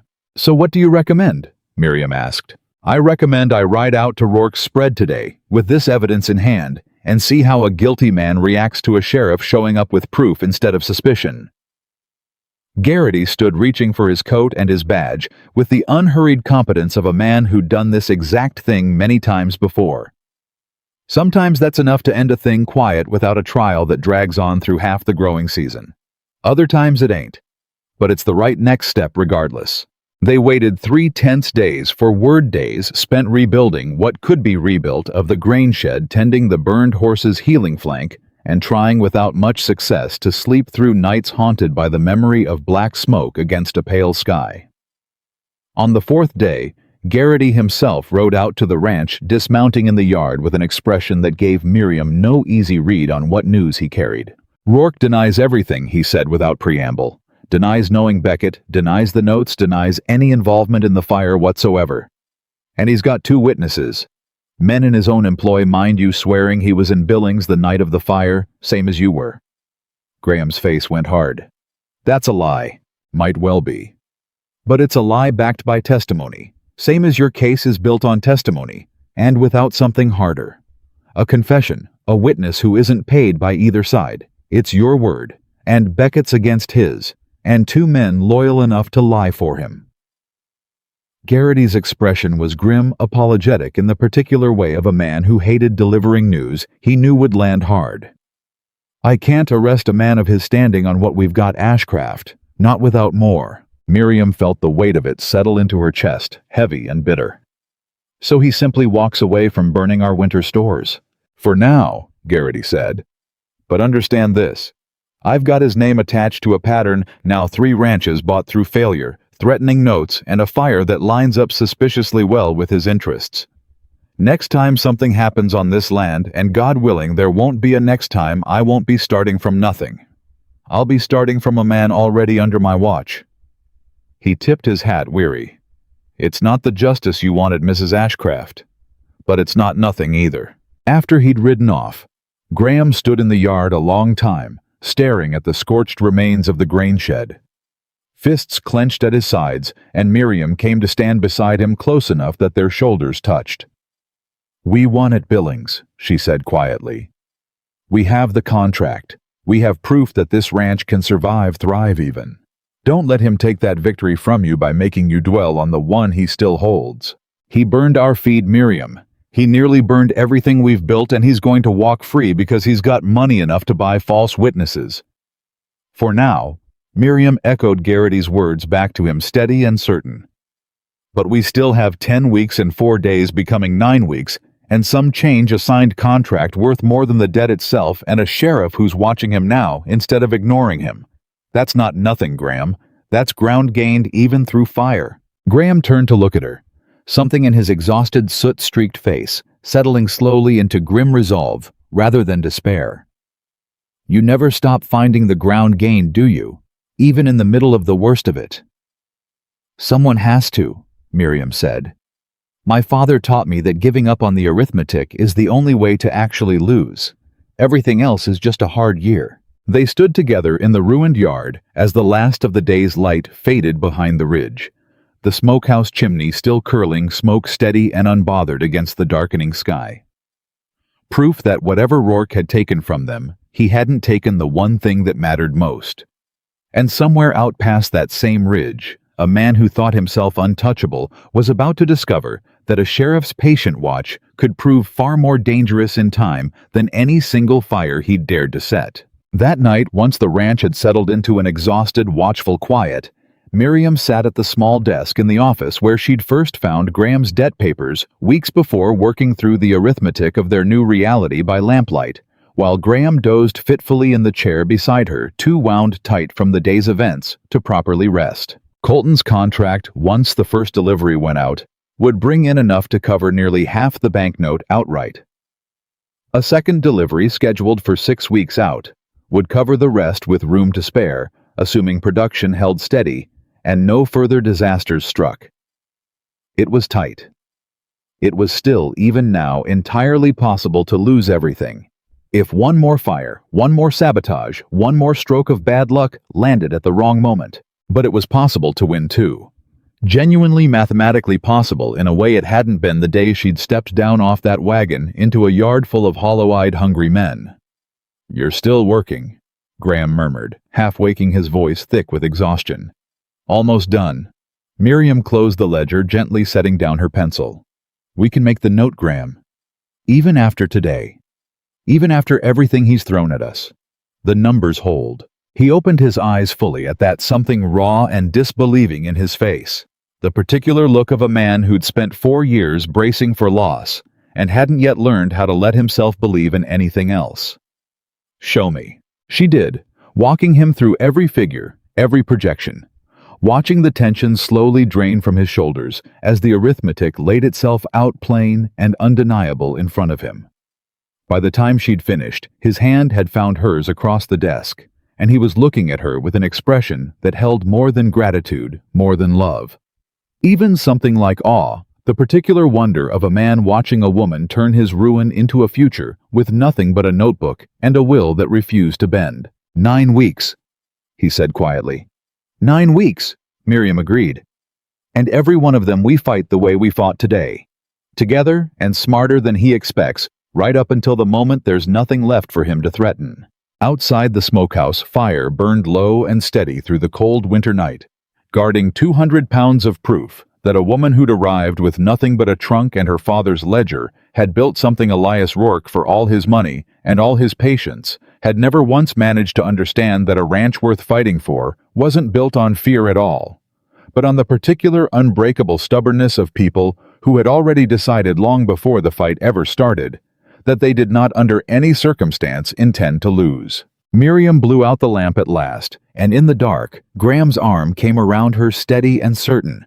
In a way it hadn't been that first cold night on the porch, two strangers bound only by desperation, and a letter neither of them had fully trusted to be true. She thought of Cord's quiet loyalty, of Pete's shaking hands, finally growing steady with purpose, of 24 men who'd stopped counting the days until failure, and started instead counting pounds of cured meat and dollars against a debt that no longer felt like a death sentence hanging over every one of them.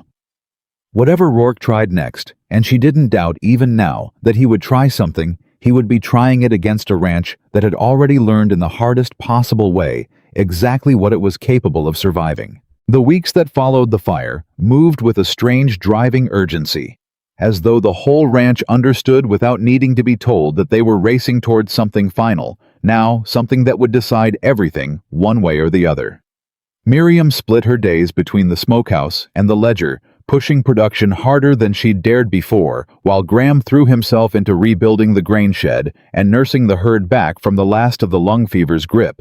And between them, slowly, methodically, the ranch clawed its way back from the brink the fire had shoved it toward. The third batch came off the racks 9 days after the blaze, 65 pounds this time, and the fourth followed 12 days after that. 70 pounds, each cure a little faster than the last. As Pete and 2 other hands, a quiet young man named Emery and a broad-shouldered veteran named Hollis, learned the process well enough to run portions of it without Miriam standing over their shoulders every hour of the day. "You've built yourself a real operation," Cord told her one evening, watching Hollis check the firebox draw with the same careful attention Miriam herself had shown that very first week. "Not just a smokehouse anymore, a system that runs even when you're not the one running it." "That was always the goal," Miriam said.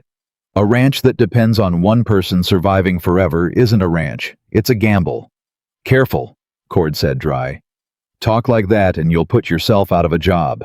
"I doubt that very much," Miriam said, and found to her own surprise that she meant it warmly rather than warily, the particular ease of a woman who'd stopped needing to prove her worth to the people around her and had simply instead settled into being trusted. 6 weeks after Billings, with the second delivery loaded and ready for the road, a rider came up the drive at a hard gallop, and Miriam's stomach dropped before she'd even made out who it was. The memory of black smoke against a pale sky, still fresh enough that any unexpected arrival now carried the weight of dread. It was only Silas, the old wagon driver, and he pulled up hard enough to send gravel skittering his weathered face grim. "Rourke's made his move," he said without preamble. "Filed papers with the bank this morning, exercising his right of refusal on the note.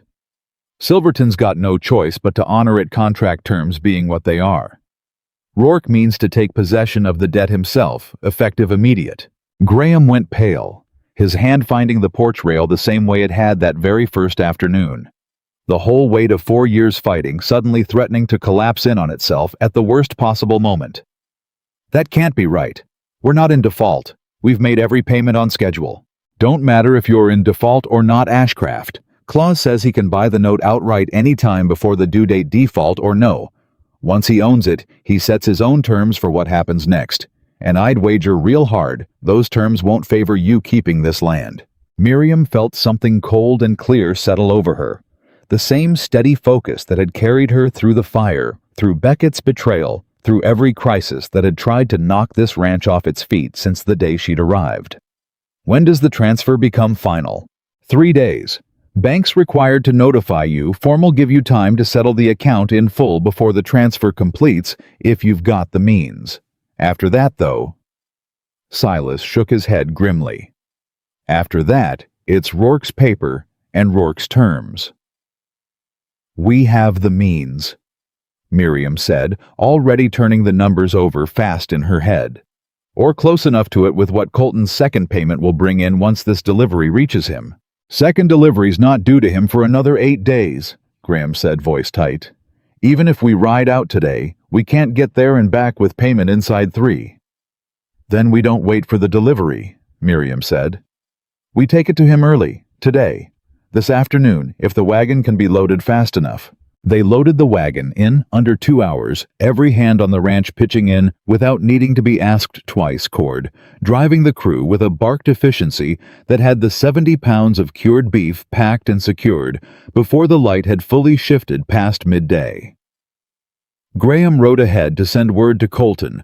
By the fastest rider they had a wiry young hand named Ames, who Miriam had learned over the past weeks could outride nearly anyone else on the ranch when the need was urgent enough.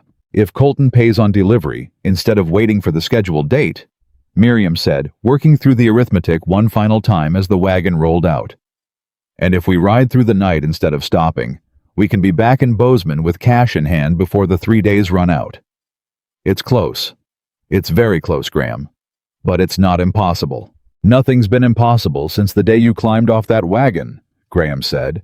And though his voice was tight with worry, there was something steady underneath it too. The particular calm of a man who'd learned hard-won to trust the woman beside him, even when the odds looked thin. The ride to Billings passed in a blur of exhaustion and urgency. Miriam and Graham trading turns at the reins to allow each other brief snatches of sleep, arriving in the gray pre-dawn light of the second day, with barely enough time to wash the road dust from their faces, before finding Colton at his office near the exchange hall. Colton listened to the situation with the particular gravity of a man who understood instantly the stakes involved and didn't hesitate. "Early delivery, early payment," he said, examining the crates Cord had loaded with the same careful precision as always. "I'd be a poor sort of businessman if I let a good supplier lose their land over 3 days' timing, when the product's sitting right here in front of me exactly as promised." He counted out payment in full cash in hand, more than enough to cover the remaining balance on the note. "Get back to Bozeman fast, Mrs. Ashcraft, and when this is over, come find me. I'd like to discuss expanding this contract if your operation can handle it." They rode through a second night without rest, exhaustion clawing at every muscle in Miriam's body, snow beginning to fall thick and heavy as they pushed the horses through the final stretch toward Bozeman, and it was well past midnight. On the third day, the deadline looming close enough now to feel like a physical weight pressing down on her chest when they finally reached the bank. Silverton was there, despite the hour roused from his home by a message Graham had sent ahead waiting in the cold, with the particular pinched expression of a man caught between competing obligations he hadn't asked to be caught between. "You've come in time," he said, examining the papers, counting the cash with quick, careful hands. "Barely." Rourke's transfer papers were set to process at first light. Another few hours, Ashcraft, and this would have been out of my control entirely. "But it's not," Miriam said, watching him complete the transaction. Watching the note, the debt that had hung over this ranch for 4 long years, that had nearly cost them everything a dozen times over, finally formally marked paid in full. "It's not out of your control, Mr. Silverton. It's finished." Silverton looked up at her, something almost like genuine respect breaking through his careful banker's composure. "In 15 years running this bank, Mrs. Ashcraft, I've never seen a note this far underwater turned around this fast by anyone. I confess I didn't believe it possible when you first walked into my office and told me you would. I don't generally say things I don't intend to make true," Miriam said, and felt for the first time in longer than she could easily remember the full and total absence of the fear that had lived in her chest since the moment she'd read Graham's letter back in her father's empty house. Word reached Rourke by morning, and Silas, who seemed to have developed a particular talent for arriving with news exactly when it mattered most, rode out to the ranch 2 days later with an account of how the man had received it. "Silverton said he went white as a sheet," Silas reported, grinning despite the cold. "Papers already drawn up, transfer already scheduled. And then word comes, the note's been paid in full cash on the table hours before his own transfer was set to process. Man stormed out of the bank, cursing loud enough half the street heard it." "And the sheriff's watch on him?" Graham asked. "Graham, still standing. Garrity's not a man who forgets a pattern once he's spotted it, and word around Bozeman is Rourke's had a harder time finding buyers willing to work with him, since the fire got talked about arson or no arson proven. Folks in this territory don't take kindly to a man who burns another man's feed stores in the dead of winter, proof or no proof. Reputation's a currency too, and his has gone thin." Miriam felt something settle in her chest at that not quite triumph.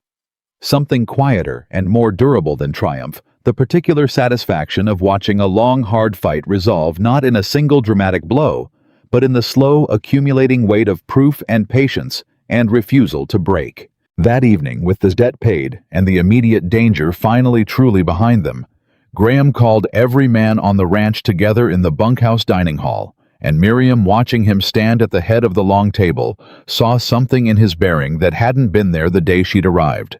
Not the exhausted, defeated posture of a man barely holding his operation together, but the steady confidence of someone who'd fought for something and won. "4 years ago, my father died and left me a ranch drowning in debt," Graham said, his voice carrying clear and strong through the room. "I've spent every one of those years since trying to keep us afloat, and I'll be honest with you, all more nights than I'd care to count. I didn't believe I could do it. I watched good men leave this outfit because I couldn't feed them properly, couldn't pay them fair, couldn't promise them a future worth staying for. He looked around the table at faces that had over the past 2 months transformed from gaunt and hopeless into something sturdier, something that had learned through hard work and harder proof to believe in something again. That changed the day Miriam Holloway climbed down off a wagon into this yard, Graham continued. Not because she was my wife, because she saw what I'd stopped being able to see, that this ranch wasn't dying from bad luck. It was dying from waste, from neglect, from a system that threw away everything it didn't know how to use. She fixed that. She fixed the smokehouse, and in fixing it, she fixed this whole outfit and every one of you. Miriam felt her throat tighten, unprepared for the sudden weight of 24 men's eyes turning toward her, warm now in a way they hadn't been that first cold evening. "So I'm not standing here tonight just to tell you the note's paid," Graham said. "I'm standing here to tell you that as of this morning, I've had the deed to this ranch amended. Miriam Ashcraft isn't just my wife anymore. She's co-owner of this operation, full and equal, same as if she'd built it from the ground with her own 2 hands, which in every way that matters, she did." A murmur of surprise moved through the room, and Cord, standing near the head of the table, was the first to raise his cup-weathered face, breaking into something that looked, for the first time since Miriam had known him, like unguarded pride. "To Mrs. Ashcraft," he said, voice rough, "who turned a dying smokehouse into the reason every man in this room still has work, still has food, still has a future worth staying for. 22 men owe her more than most of us will ever properly say, so I'll say it now plain. Thank you, ma'am, for all of it." The room echoed his toast.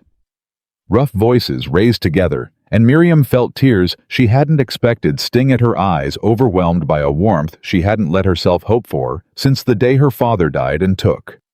She'd believed every certainty in her life along with him. Later, alone with Graham on the porch, snow falling soft and steady around them, Miriam turned the deed papers over in her hands, reading her own name, printed formal and permanent. Beside his, feeling the full weight of what it meant settle into her slowly, like warmth returning to numb fingers. "You didn't have to do this," she said quietly. "I'd have kept fighting for this ranch regardless. You know that." "I know that," Graham agreed. "That's exactly why I had to do it. A woman who'd fight this hard for something without ever asking for a stake in it deserves the stake whether she asks or not. I should have done it the day you found Rourke's claws in that ledger, honestly. I was too proud then to understand what I was watching you become." And what was I becoming? The reason this ranch has a future at all. Graham took her hand, the deed papers still held between them, snow catching soft in her hair, the same way it had that first night she'd learned his family's darkest secret and chosen, despite everything, to stay and fight it alongside him. "I sent for a practical wife, Miriam. I told you that the very first day, plain as I could say it. I didn't know then that I was sending for the only partner capable of saving everything I thought I'd already lost." Miriam looked out at the ranch spread before them in the falling snow. The smokehouse chimney, curling smoke, steady and unbothered into the cold night air. The bunkhouse windows glowing warm with lamplight, and the sound of 24 men's laughter. The barn standing whole again.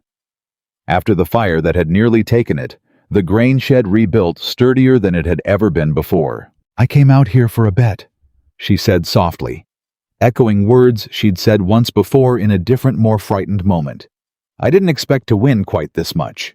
Graham pulled her close, and for a long moment neither of them spoke, standing together in the quiet falling snow. Two people who'd started as strangers, bound by desperation, and had built through fire and fear and the particular unbreakable stubbornness of two people who refused to accept ruin as inevitable. Something neither of them had ever quite dared to hope for, not just a ranch saved, but a life fully and permanently worth having. The debt was paid. The land was safe. Rourke's shadow, though not entirely gone, no longer stretched long enough to threaten what they'd built. And somewhere behind them, in the warm glow of the bunkhouse, 22 men who'd once stood hollow-eyed and hopeless in a cold yard, now sat together over a meal that had once seemed like an impossible dream, laughing loud enough that the sound carried clear across the snow-quiet yard. proof solid and undeniable of exactly what a broken system could become when somebody finally chose to fix it instead of accepting its ruin. 3 days later, with the immediate crisis behind them and the whole ranch settling into a rhythm that felt for the first time less like survival and more like genuine life, Pete approached Miriam in the smokehouse hat in his hands, something hopeful and hesitant in his thin face. "Ma'am, you said once back when we first started that once we had food enough to spare, I could bring my sister out here." Miriam set down the ledger she'd been reviewing, giving him her full attention. "I remember." "Well." Pete shifted his weight, clearly having rehearsed this moment more than once. "We've got food enough now. More than enough with the second delivery paid and the debt cleared. I was wondering if that offer still stood." "It stands," Miriam said, warmth breaking easily through her voice. "It stood since the day I made it, Pete. Go get your sister. There's a room in the bunkhouse annex that's sat empty since I got here, and I'd wager it wants filling with something better than dust." Pete's face broke into an expression of such raw, unguarded relief that Miriam felt her own throat tighten watching it. "Thank you, ma'am. I don't rightly know how to say what that means." "You don't have to say it," Miriam told him gently. "You've said it every day since the first morning you showed up in this smokehouse ready to work, even half-starved yourself. Go bring her home, Pete. That's thanks enough." He rode out that same afternoon and returned 2 days later with a thin, wide-eyed girl of 14 bundled against the cold, and Miriam watched from the smokehouse doorway as the whole ranch, unprompted, turned out to welcome her cord, carrying her small bundle of belongings without being asked. Dutch offering her the warmest seat near the dining hall fire. Hollis teaching her within the hour how to help feed kindling to the smaller firebox. Careful and patient, with a gentleness that surprised even Miriam, who'd come to know these men as capable, hardworking, and increasingly kind, but hadn't quite seen this particular softness in them before. "Look at that," Graham said, coming to stand beside her, watching the scene with something warm and settled in his own weathered face. 2 months ago, this ranch couldn't spare a crust of bread for the men already working it. Now it's got room enough to welcome a stranger's little sister, like she's always belonged here. "That's what a ranch that isn't starving looks like," Miriam said. "I'd nearly forgotten myself until just now watching it." Colton's second contract offer arrived by Ryder a week later, more ambitious than the first, doubled volume extended through the following winter, with a signing bonus generous enough that Miriam had to read the figures twice to be certain she hadn't misunderstood them. "He wants to make us his primary supplier for the whole northern route," she told Graham, spreading the papers across the kitchen table that evening, Cord and Pete both leaning in with open curiosity. "Forts, railroad camps, even a contract with a hotel chain expanding into Billings next spring. If we accept, we're not just surviving anymore, Graham. We're building something that could outlast either of us." "Can we handle that volume?" Cord asked, practical as ever. "We're stretched thin enough as it is with what we're already producing." "Not yet," Miriam admitted. "But we could with a third firebox, and with proper training for 2 or 3 more hands willing to learn the trade properly, instead of just rotating shifts. It's an investment, a real one. But it's the kind of investment that pays for itself within the first season if we build it right." Graham studied the figures a long moment, then looked up at her with an expression that held none of the caution, none of the fear that had lived permanently behind his eyes the day she'd first arrived. "Then let's build it right. I trust your arithmetic more than I trust my own instincts at this point, and my instincts have gotten considerably better since I started listening to yours." "High praise, Mr. Ashcraft," Miriam said, allowing herself a small, satisfied smile. "Earned praise, Mrs. Ashcraft," he corrected. "Same as everything else you've built here." They broke ground on the third firebox within the week, Cord overseeing the brickwork with the same careful pride he'd brought to the first 2, and word of the Ashcraft Ranch's turnaround had begun slowly to spread through the territory ranchers, from 2 counties over, sending inquiries about whether Mrs. Ashcraft might consider consulting on their own failing operations, whether the methods that had saved this ranch might be taught shared, spread beyond the boundaries of a single property. Miriam found herself more than once standing in the doorway of the smokehouse at dusk, watching smoke curl steady from not 1 chimney, now but 2, soon to be 3. And thinking of her father of the provisioning business, She'd believed lost forever the day she'd watched the last of his ledgers sold off to pay debts she hadn't caused and couldn't have prevented.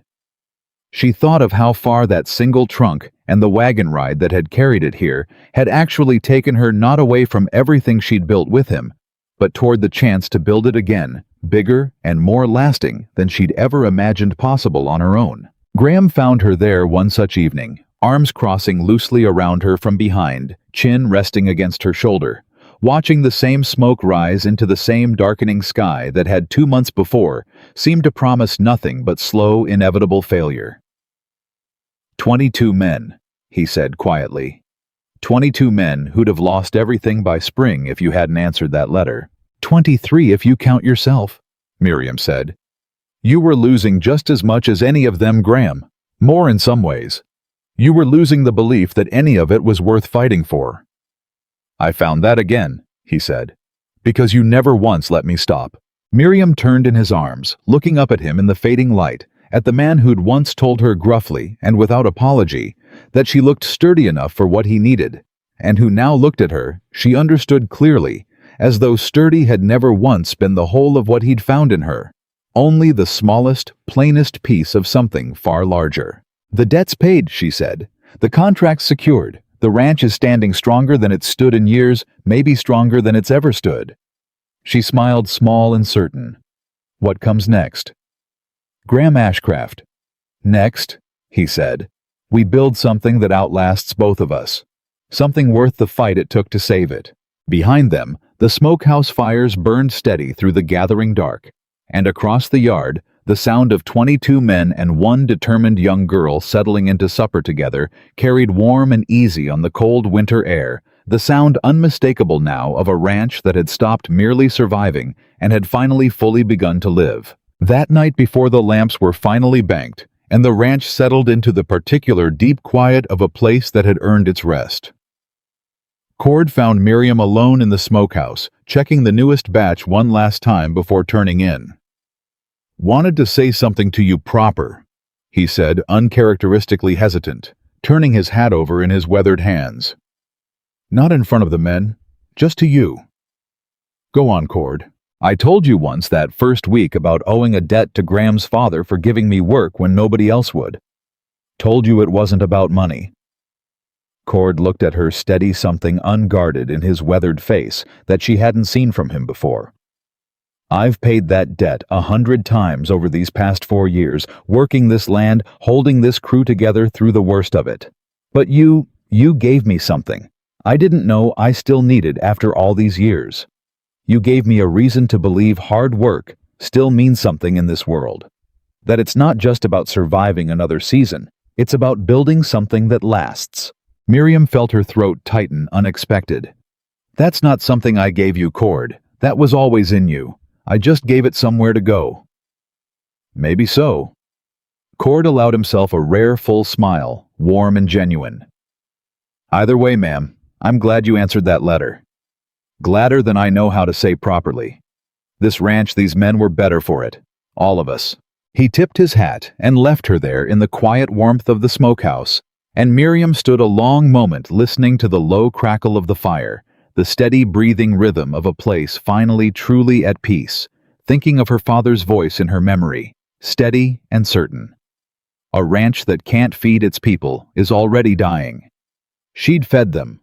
She'd done more than feed them. She'd given them a future worth staying awake for, worth fighting for, worth building toward, instead of merely enduring. Outside, snow continued falling soft and silent over the whole transformed ranch, over the smokehouses and the rebuilt grain shed and the barn, standing whole again, over 22 men and one young girl, sleeping warm and fed, for the first time in longer than most of them cared to remember, over a debt finally fully paid, and a woman who'd arrived with nothing but a trunk and a father's ledger, and had built from ruin and desperation and her own unbreakable will, something that would outlast every hardship that had ever tried to take it from her. Spring came to Montana Territory slower than either of them expected, the snow lingering deep into what should have been the thaw.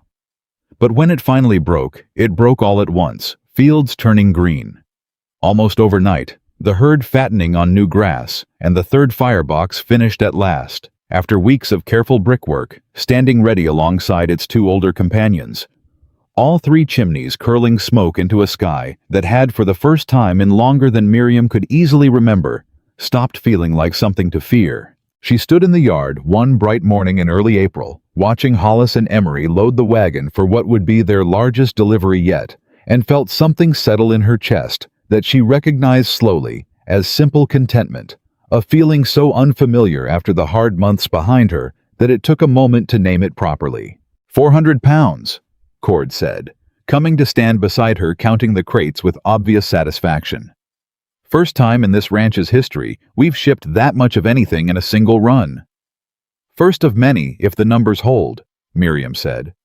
Colton's already talking about a fourth contract if we can sustain this pace through summer. We'll sustain it. Cord's confidence was plain, unhesitating, the particular certainty of a man who'd watched something impossible become ordinary through sheer accumulated proof. This crew could run that smokehouse in their sleep now, ma'am. You built something that doesn't need you standing over it every hour anymore. That was always the point, Miriam said, though she felt a small, wistful pang at the thought. Not regret, exactly just the particular bitter sweetness of watching something she'd built with her own hands grow strong enough to stand without her constant attention. Pete found her in the smokehouse doorway, later that same morning, his sister trailing behind him with a basket of fresh bread she'd baked herself proud and careful in her handling of it. Emma wanted you to have the first loaf, Pete said. Said it was only right, seeing as how you're the reason she's got flour enough to bake with at all. Emma held the basket out, cheeks flushed with the particular shy pride of a 14-year-old determined to do something properly for the first time. I hope it's good, ma'am. I've only been at it a few weeks. Miriam took a piece, tasted it, and found it genuinely fine, dense, and warm and honest. The bread of someone who'd learned quickly and cared enough to learn it right. It's wonderful, Emma, truly. The girl's whole face lit with relief and pleasure, and Pete beamed at his sister with an older brother's uncomplicated pride, and Miriam felt watching the two of them the particular satisfaction of seeing exactly what her father had always promised her, that good work done right didn't just feed the person who did it. It rippled outward, feeding everyone it touched in ways nobody could have predicted the day the work first began. Your father would be proud of you. Miriam told Pete, quiet enough that only he could hear it. For everything, not just the smokehouse, for bringing your sister home for the man you've become these past months. Pete's throat worked, and he nodded once hard, not trusting himself to speak, and Miriam let the silence hold, understanding it as its own kind of answer. Graham found her there an hour later, having ridden in from the near pasture where the herd, healthy, now fattened steadily on the new spring grass. No trace remaining of the lung fever that had nearly devastated them the previous winter. Herd's up to full strength, he reported, swinging down from his horse with an ease that spoke of a man who'd finally truly stopped carrying the weight of constant crisis on his shoulders. Better than full strength, actually. We'll have calves enough this season to expand the operation without touching our breeding stock. That's good news. It's better than good news, Miriam. It means we're not just surviving anymore. We're growing. Graham studied her a moment, something thoughtful crossing his weathered face. You've gone quiet. What's on your mind?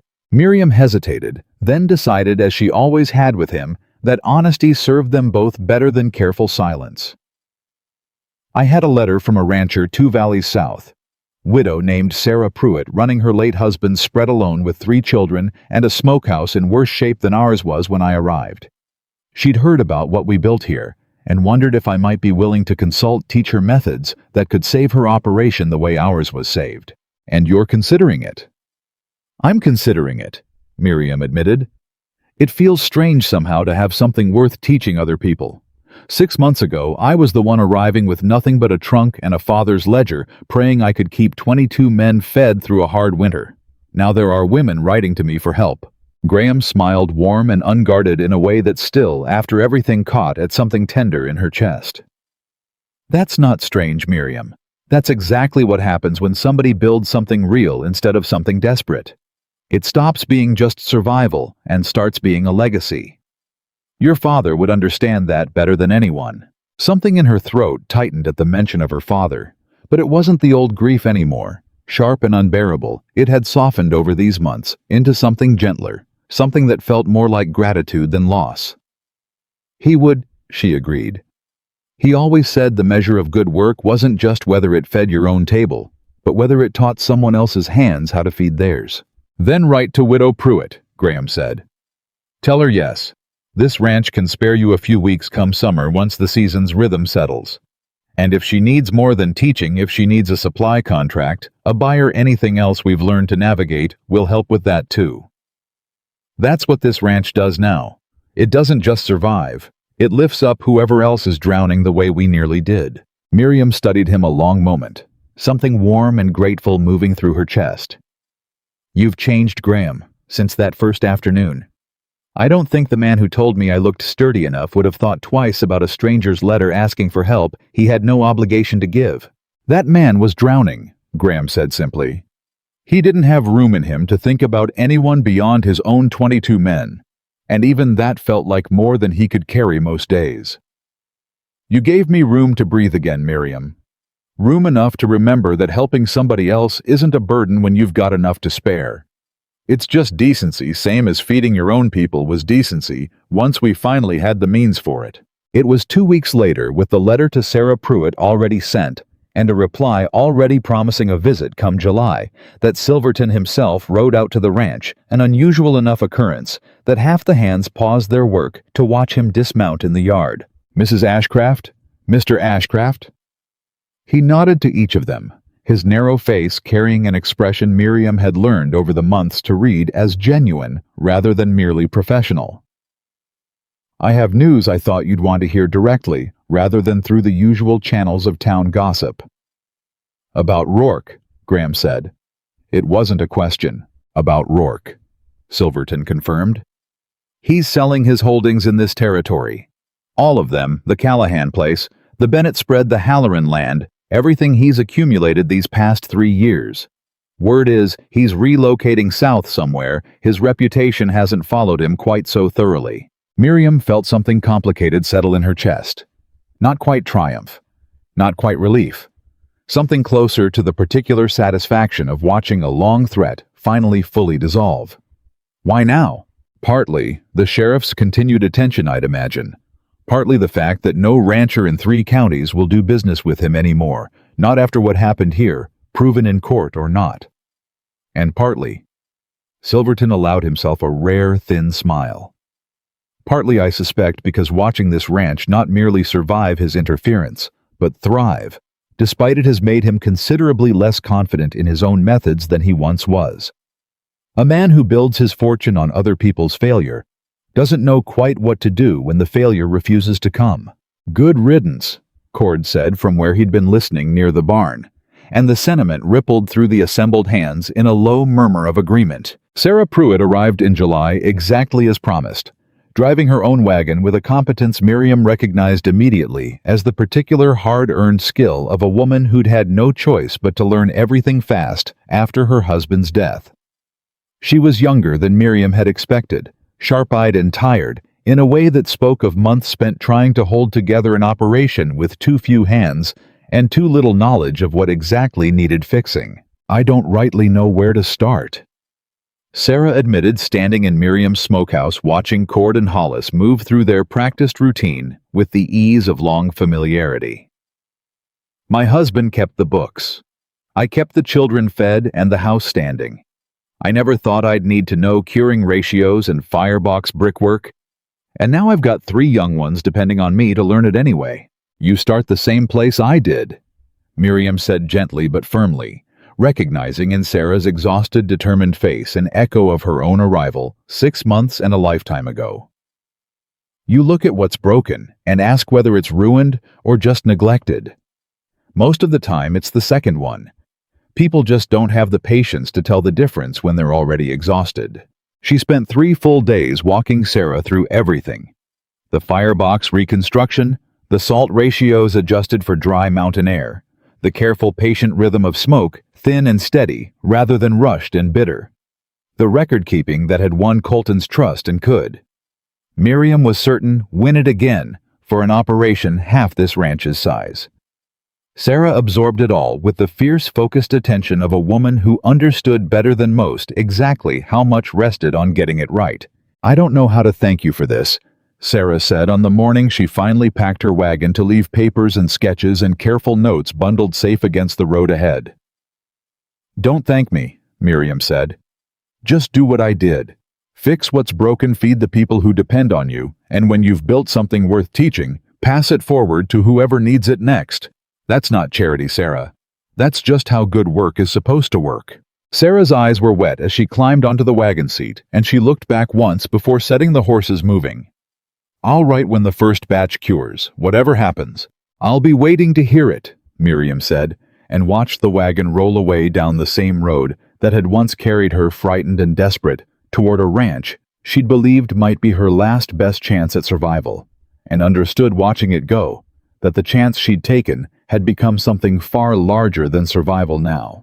It had become a thing capable of spreading hand to hand, ranch to ranch, exactly the way good fire spreads through well-seasoned wood, slow, steady, and impossible to fully extinguish once it's properly caught. That evening, Graham and Miriam walked the property together in the long golden light of early evening, past the smokehouses with their 3 steady columns of smoke, past the rebuilt grain shed, standing sturdier than it had ever been, past the barn where the healed horse scarred along one flank, but sound and strong again, grazed peacefully alongside its companions.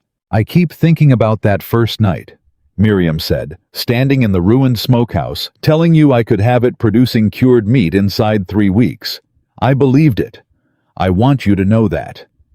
But I don't think I truly understood then what it would take or what it would mean once we'd actually done it." "What does it mean?" Graham asked, "now that you've had 6 months to sit with the answer?" Miriam considered the question seriously, watching the golden light catch on the smoke rising steady from 3 chimneys instead of one crumbling, forgotten building. "It means a broken thing isn't always ruined," she said finally. "Sometimes it's just waiting for somebody who refuses to see it as anything other than an opportunity nobody else had the patience to notice. My father used to say that about failing businesses, about hard years, about nearly everything that looked from the outside like ruin. He was right. He was right about almost everything, and I spent 8 months after he died believing I'd lost the only person who'd ever taught me that, only to find you'd sent for exactly the kind of woman who could prove it true one more time." Graham took her hand, weathered fingers lacing through hers, with the easy familiarity of 6 months' partnership. 6 months of fighting side by side through fire and threat, and the particular grinding difficulty of building something worth having from almost nothing at all. "I sent for a practical wife," he said quietly, echoing words that had by now become something like a private history between them, a story they told each other in fragments across quiet evenings. "I didn't know I was sending for someone who'd teach this whole ranch and half the territory besides that ruin isn't inevitable. That it's just a problem waiting for somebody stubborn enough to solve it." "You gave me a place to prove that," Miriam said. "I'd lost mine back home when my father died and the business went with him. You gave me a new one, even if you didn't know that's what you were doing when you wrote that blunt, unromantic letter asking for a woman who could survive on this land. Do you regret it?" Graham asked, something almost vulnerable in the question, despite the months of proof standing all around them. "Answering that letter. Marrying a stranger, coming out to a ranch that nearly failed you as badly as it nearly failed me." Miriam stopped walking, turning to face him fully in the golden evening light. The whole transformed ranch spread out behind them, smoke and green grass and a healthy herd, and 22 men, plus 1 growing girl, who no longer counted their days in fear of the next disaster, but in ordinary, hopeful anticipation of an ordinary, hopeful future. "No," she said, simple and certain. "I don't regret a single moment of it, Graham Ashcraft. Not the wagon ride, not the cold, not the fire, not Rourke, not any of the hard nights that nearly broke us both. I'd choose this exact bet again, every single time, because it didn't just save a ranch. It gave me back everything I thought I'd lost the day my father died, and then it gave me something more. Besides a life I never once imagined for myself, standing here beside a man I've come to love more than I ever thought possible. For a marriage that started with a letter asking for someone sturdy enough to survive." That night, the whole ranch gathered for a supper that had become over the months something like a tradition, not a formal celebration, simply the easy, comfortable gathering of people who'd fought hard together and earned through that fighting the right to sit easy in each other's company. Pete's sister, grown steadier and rosier over the months of proper food and steady care, helped serve alongside Cord's careful, weathered hands, and Dutch told a story that had the whole table laughing, and Hollis played a battered fiddle he'd produced from somewhere, filling the dining hall with music that had nothing hurried or desperate in it. Only the particular warmth of people who had against every hard odds stacked against them built something worth this exact ordinary joy. Graham stood near the head of the table again, same as he had the night he'd announced Miriam's co-ownership, and Miriam watched him with the particular fondness of a woman who'd learned over months of partnership to recognize every shade of his moods, every flicker of what he was thinking, before he'd fully found the words for it himself. "I've got one more announcement," he said, and the room quieted, curious. "Colton's 4th contract came through official this week. This ranch is now the primary provisioner for every fort and railroad camp north of Billings through next winter and likely beyond. Production's up 40% since the 3rd firebox came online, and Silverton tells me our credit standing with the bank is better now than it's been in a decade, better in fact than it was before my father's borrowing ever put us in danger in the first place." A murmur of pride moved through the room, and Graham raised his cup, looking around at every weathered, well-fed face gathered at that table. "6 months ago, most of you didn't believe this ranch would survive the winter. I didn't fully believe it myself, if I'm honest, though I never said so out loud." He found Miriam's eyes across the room, warm and certain. "We're not just surviving anymore. We're the strongest outfit in this territory, built not on luck, not on cattle prices, not on anything that could turn against us again the way it did before, but on knowledge, on patience, and on a woman who saw value in a ruined smokehouse, when everyone else, myself included, saw only wreckage worth abandoning." He lifted his cup higher. "To Miriam Ashcraft, who didn't just save this ranch, she built something none of us knew how to imagine, back when all we had left was hunger and fear, and 22 men wondering how much longer any of us could hold on." Dutch stood next, unsteady with emotion he didn't bother hiding. "I've worked this territory near 20 years, and I've never once seen a ranch turn around the way this one has. Never seen a boss man or woman who fought that hard for every last one of us instead of just for the cattle or the profit." He raised his own cup toward Miriam, voice rough. "You could have left the day you saw the state of this place, ma'am. Plenty would have. I want you to know we none of us have forgotten that you stayed instead." The whole table rose, cups lifted, voices rough and warm and genuinely joyful, and Miriam felt the full weight of 6 hard, transformative months settle into something she recognized finally and completely as home. Not the desperate temporary shelter she'd accepted the day she'd climbed down off that wagon, but a true, permanent belonging she'd built with her own 2 hands alongside people who had in turn built something equally permanent in her. Later, alone with Graham on the porch, where so much of their story had unfolded, the first tentative trust, the fear over Rourke's claws, the slow, careful growth of something neither of them had expected to find in a marriage born from desperation. Miriam looked out over the ranch one final time before the night fully settled, moonlight catching soft on the smokehouse chimneys, on the rebuilt barn, on the whole transformed shape of a place that had once seemed destined only for slow, inevitable ruin. "Do you remember what you said to me that very first afternoon?" she asked. "Standing in the yard, 22 strangers watching. I told you that you looked sturdy enough," Graham said, a rueful smile tugging at his mouth. "Not exactly poetry." "It wasn't," Miriam agreed. "But it was honest, and it turned out to be truer than either of us understood at the time. I was sturdy enough to fix a broken smokehouse, sturdy enough to face down a man who thought money could buy him anything he wanted, sturdy enough to build something that outlasted every threat thrown against it."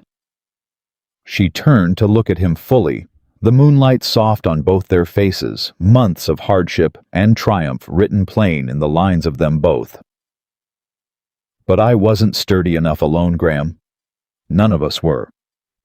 It took every hand on this ranch, every hard lesson, every night we refused to give up to build what's standing here now.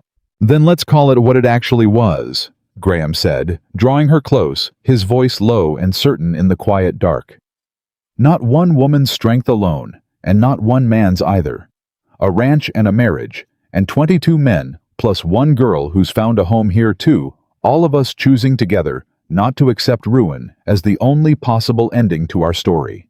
Miriam rested her head against his shoulder, listening to the quiet sounds of a ranch finally fully at peace. The low murmur of contented voices drifting from the bunkhouse. The soft crackle of the smokehouse fires, burning steady through the night. The particular hard-won silence of a place that no longer needed to fear what tomorrow might bring. I used to lie awake back home, she said quietly, after my father died, wondering if I'd ever again find work worth doing, people worth fighting for a place that needed exactly what I had to give. I answered your letter because the alternative was starving slow in a city that had already decided a woman alone wasn't worth much of anything. I never once imagined I'd find all three of those things together on a ranch I'd never even heard of, married to a man who greeted me by telling me I looked sturdy. I'll never live that phrase down, will I? No, Miriam said, laughing softly despite herself. You won't, but I've come to be grateful for it, strange as that sounds. It was the first honest thing you ever said to me, and everything true between us since has grown from that same honesty. I wouldn't trade it for prettier words that meant less. A broken system wasn't saved by strength alone or authority alone, she said softly, more to herself than to him, though he heard it plainly and nodded his agreement against her hair. It was saved by knowledge and patience, and people willing to see value where everyone else saw only ruin. That's exactly what it was, Graham agreed. And exactly what it will keep being long after we're both too old to run a smokehouse ourselves. You didn't just fix a broken system, Miriam. You built one strong enough to outlast us. The stars wheeled slow and bright over Ashcraft land, over 3 smokehouses, standing where one ruin had crumbled over a banknote paid in full, and a threat finally permanently dissolved over 22 men and one growing girl, who had altogether chosen survival over surrender, and then, through sheer stubborn will, turned that survival into something far greater. A legacy built not on inherited fortune or borrowed luck, but on the simple, unshakable truth that no ruin is ever truly final, so long as somebody remains willing to rebuild it brick by brick, batch by batch, and choice by deliberate choice. Graham Ashcraft had sent for a practical wife to save a dying ranch. He had gotten instead the woman who taught an entire territory that nothing worth having is ever truly lost, only waiting patient and quiet as smoke curling through a well-tended flue for somebody strong enough to bring it back to life. And on the Ashcraft Ranch, under that same wide Montana sky that had once seemed to promise nothing but hunger and ruin, that woman had already begun teaching everyone around her one cured batch and one rebuilt life at a time that the ending was never written in advance. It was only ever waiting to be earned.